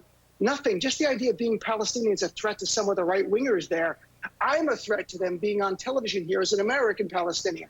So this was one of the most egregious things I've ever seen in my life. And I've seen a lot with the Palestinian issue and the Israeli not even letting a woman be buried in peace and be honored. There was no need for this. They were looking for trouble. I wonder if the investigation leads to anything. And with the shooting, we don't know who shot her, but the eyewitnesses say it was the Israeli forces. We need a real investigation, not the Israeli military investigating. It's like Trump investigating January 6th. You can't let that happen. And, you know, Michelle, it feels like there's just a sclerosis in American politics here. I mean, the moral clarity that we've seen, you know, about something like Ukraine, where it's like, yes, one country should not, you know, occupy another country and fight them, right? And that the people being occupied should fight them back, right? There isn't that moral clarity. Obviously, in the Middle East, it's a very complicated situation. But it doesn't seem like the U.S. knows what to do or even what to say when violence happens in the Middle East. Can you sort of get to the bottom of why it does seem so sclerotic and, I don't know, so difficult for the U.S. to even respond? I mean, I cannot get to the bottom of U.S. hypocrisy on Israel and Palestine in the length of a cable television segment. I will say that, you know, we have a long history in this country of kind of justifying, you know, of assuming that because Israel's security is threatened, anything that Israel does is justified. Any overreaction, any provocation. I mean, it's interesting that when you look at the Israeli authorities' statement about what happened, they said that the mourners were shouting, I believe it was nationalist incitement, right? So just shouting slogans becomes a justification for this kind of attack. And, you know, people, I think, who spent any time in the region know that this, you know, one thing that's unique about the way these mourners were treated was that it was caught on film and broadcast on American television. But I think, you know, people in Palestine are treated egregiously very, very often. And it's actually only quite recently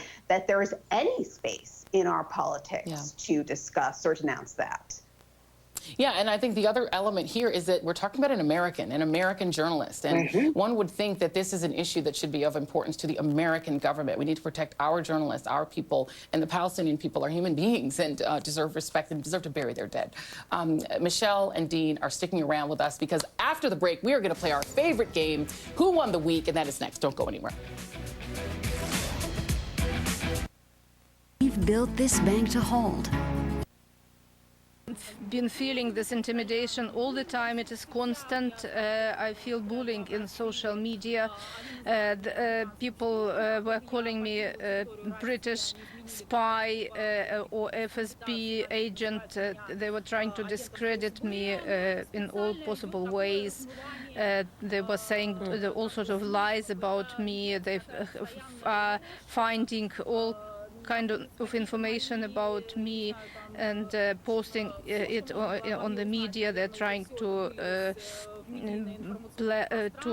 spoil my reputations, to make sure that neither people from both sides don't trust me. So they're trying to make sure people don't understand who I am in reality. And especially when I was in Germany, I started working for the German newspaper. Ukrainians started protesting. They were saying that you can't you can't employ in a reputable newspaper a former propaganda person. But I think that it is better if a person admits their mistake in time.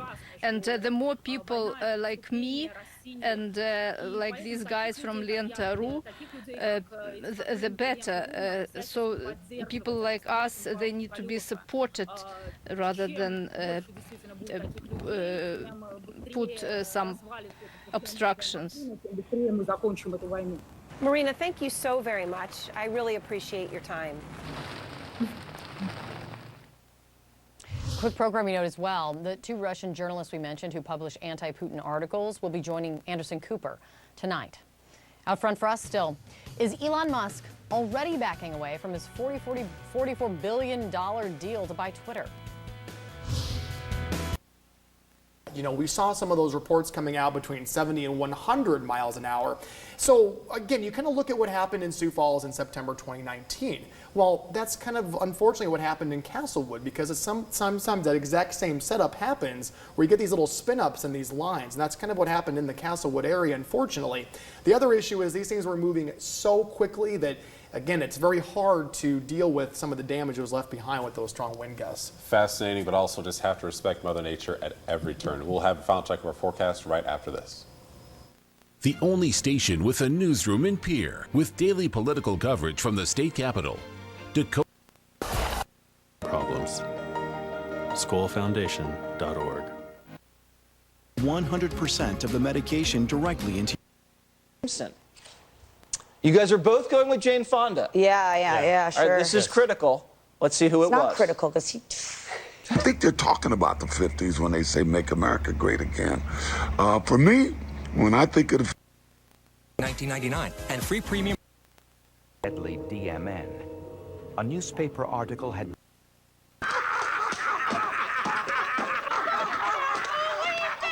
You mean the whole? We set this up. Felt more energy in just. You'll love your new View with 40%. Specific clinics, who I've been lucky enough to volunteer. 10% off everything.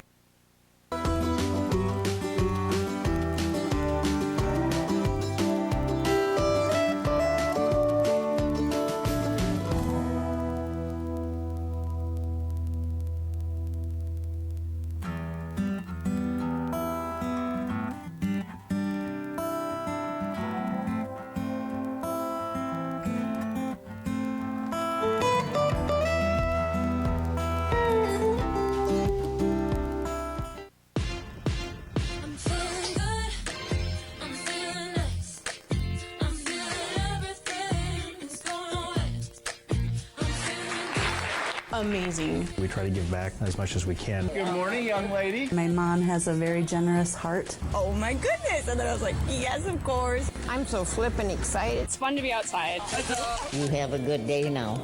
I will. Positively KELOLAND on KELOLAND News.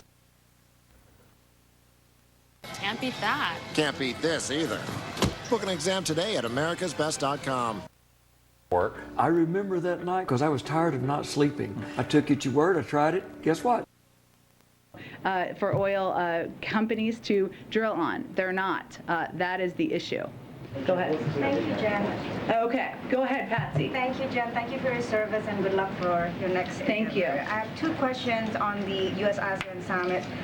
As I understand, there are no bilaterals scheduled with the president, but he did have quick private time, as we were told, with each of the leaders. I have two questions on that. Did the president use the opportunity for his private time to press Indonesian President Joko Widodo to disinvite President Putin from the G20 summit? That's number one. And number two, which leader did he specifically press on human rights, if any? The president never holds back in raising human rights issues. I don't know how long these brief pull-asides were, so I don't know the range of topics that were discussed. And certainly his publicly stated position is that it should not be business as usual at the G20, which is 6 months away, and that he does not, and he believes that President Putin should not be a part of that. Okay. On the human rights, though, Jen, there's a lot of criticism coming out from human rights activists that the White House hasn't been strong enough in terms of condemning some of the human rights concerns in the Southeast Asian countries. And you've given out statements on the initiatives, you've given out statements on maritime security, you know, in terms of regional security, maritime cooperation, but nothing so far on human rights. So how does the administration... I stated very clearly the other day on Cambodia that we had past concerns about human rights. We have made those clear, and we never hesitate to raise concerns about human rights when warranted. Thank you, Jen. Thank you, everyone. Thank you, everyone.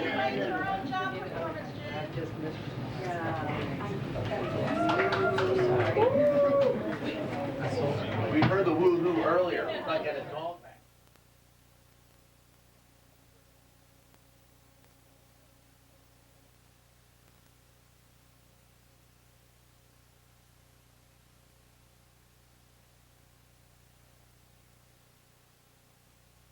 C-SPAN is your unfiltered view of government. We're funded by these television companies and more, including Midco.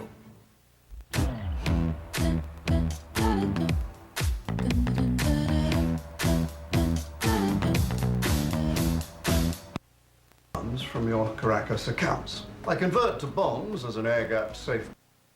Change war he's decided to voluntarily wage in Eastern Europe. Our country, the United States, will soon face food shortages. Food shortages are, quote, gonna be real, Biden said. Now, the reporters in the room dutifully transcribed the words and wrote their stories, but you may have missed it. You may not have even heard this because there weren't a lot of follow-up pieces about these man-made food shortages. The House appropriate. Starved children amid the baby formula shortage, and new reporting on what we really know about those rumors surrounding Vladimir Putin's health. When All In starts right now.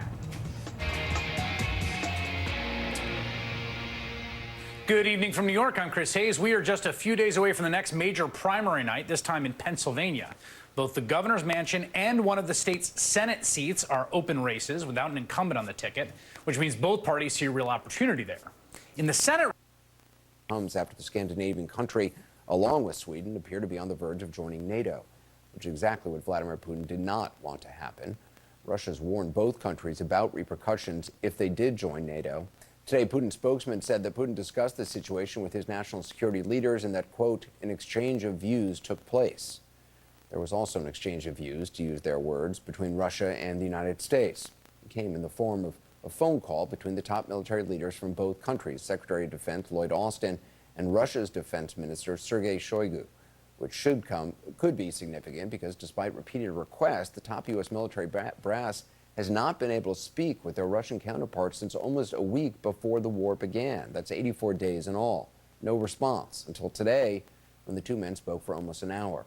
We'll get into what we know about what was discussed and what wasn't later tonight with former Director of National Security James Clapper. And while all that was happening, the assault on the steel plant in the southern city of Mariupol continues. I want to show you some video now that was released yesterday. Provides for the first time a ground-level view of fighting at the Azovstal steel plant in Mariupol. Now, we don't know when the footage was actually recorded.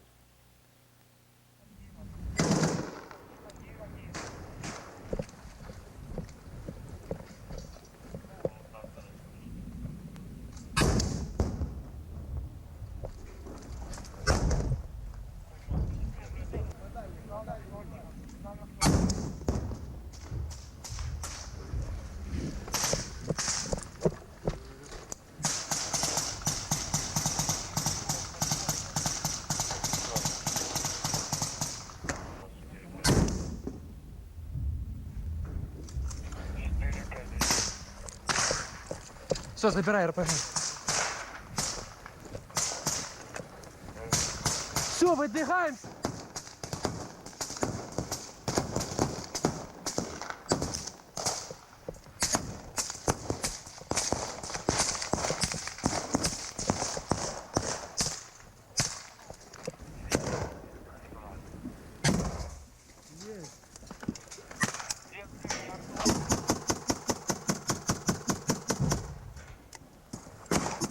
In just a moment, we'll hear more about the fighting from the CEO of that plant. Joining us now from Kharkiv, Ukraine, Nick Pidden-Walsh. So what did you find? I know you traveled to the northeast outskirts of Kharkiv. What did you see? Yeah, I mean, while still Kharkiv feels like it has an intermittent threat on the areas around it, and you are hearing an air raid siren that's just started going off behind us here, it is quite clear that there is certainly less pressure, less shelling on its city limits since we've seen over the past weeks or so. And that is because of a successful Ukrainian counter-offensive to push the Russians back towards their own border. A couple of days ago, we were within 9 miles of the Russian border. It's that deep that Ukraine's managed to push back. And what's been startling too is both the devastation that they have revealed as Russia pulls back, but also, as we saw today, quite how close Russian troops were encamped from the city limits here for those 2 months they held those positions.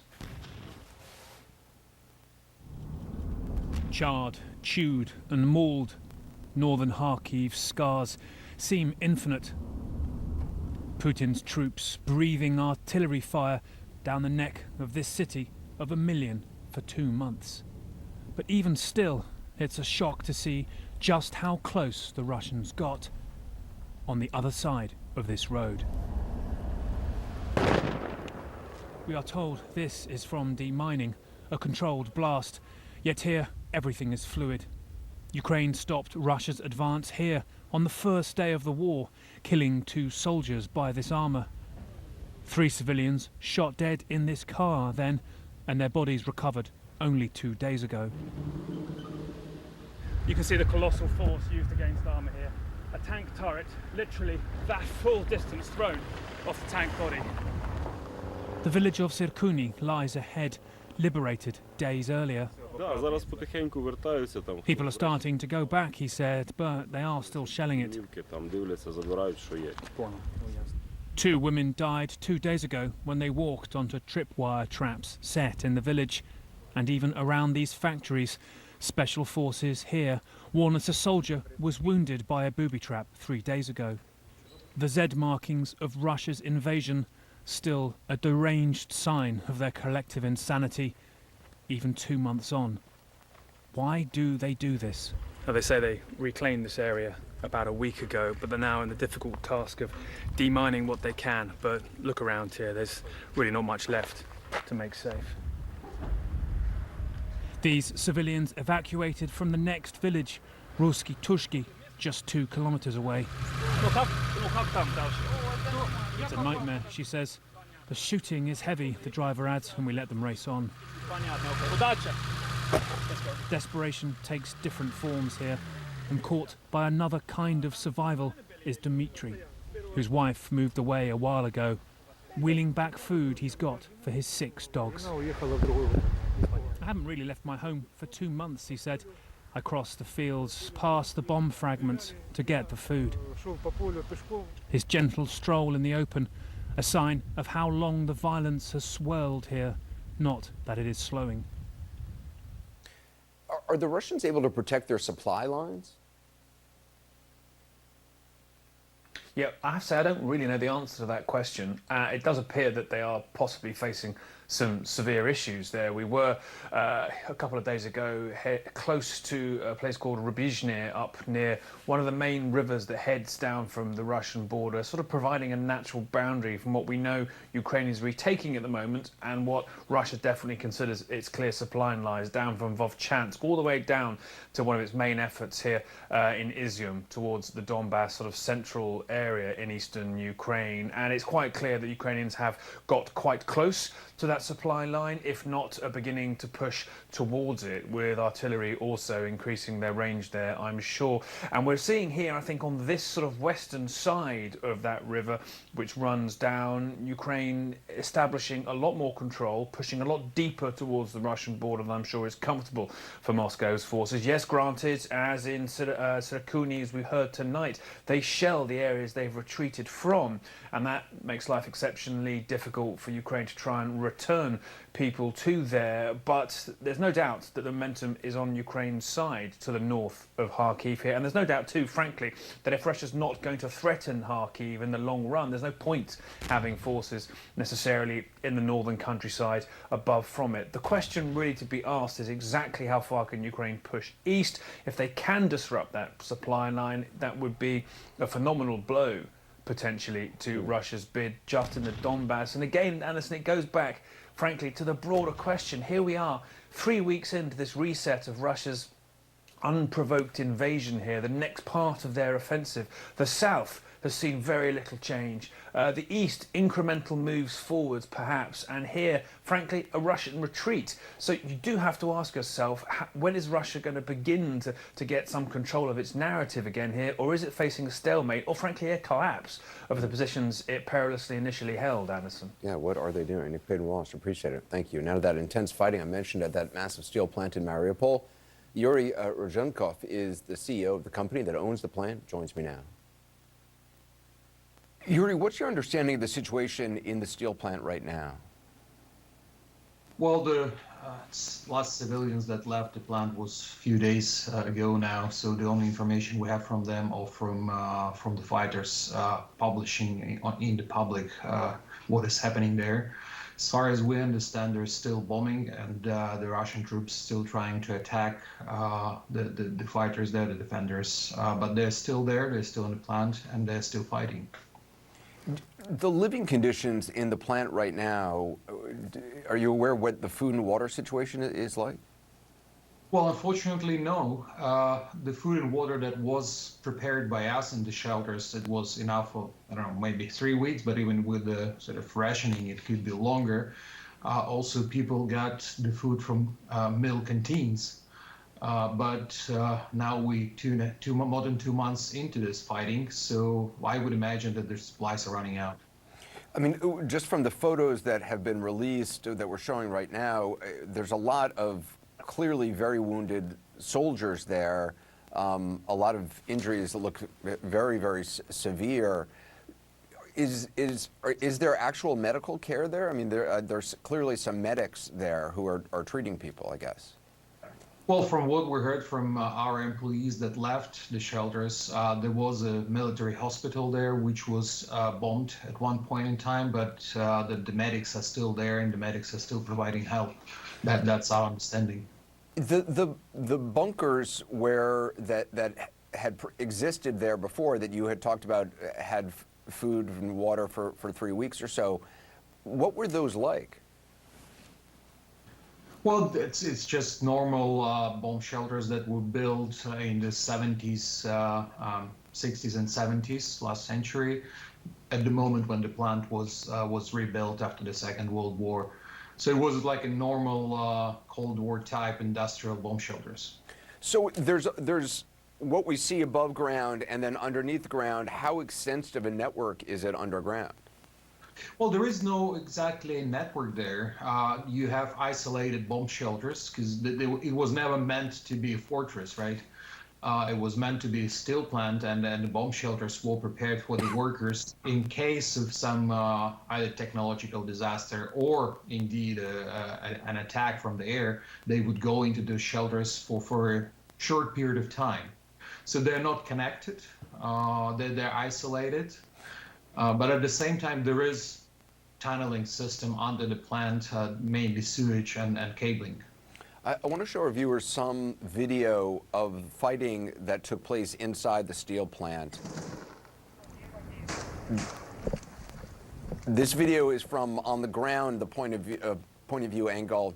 It was posted yesterday by the Azov Battalion, who we know has been fighting there. Now, when you see this video, I don't know if you've seen it before, is it clear to you where this is?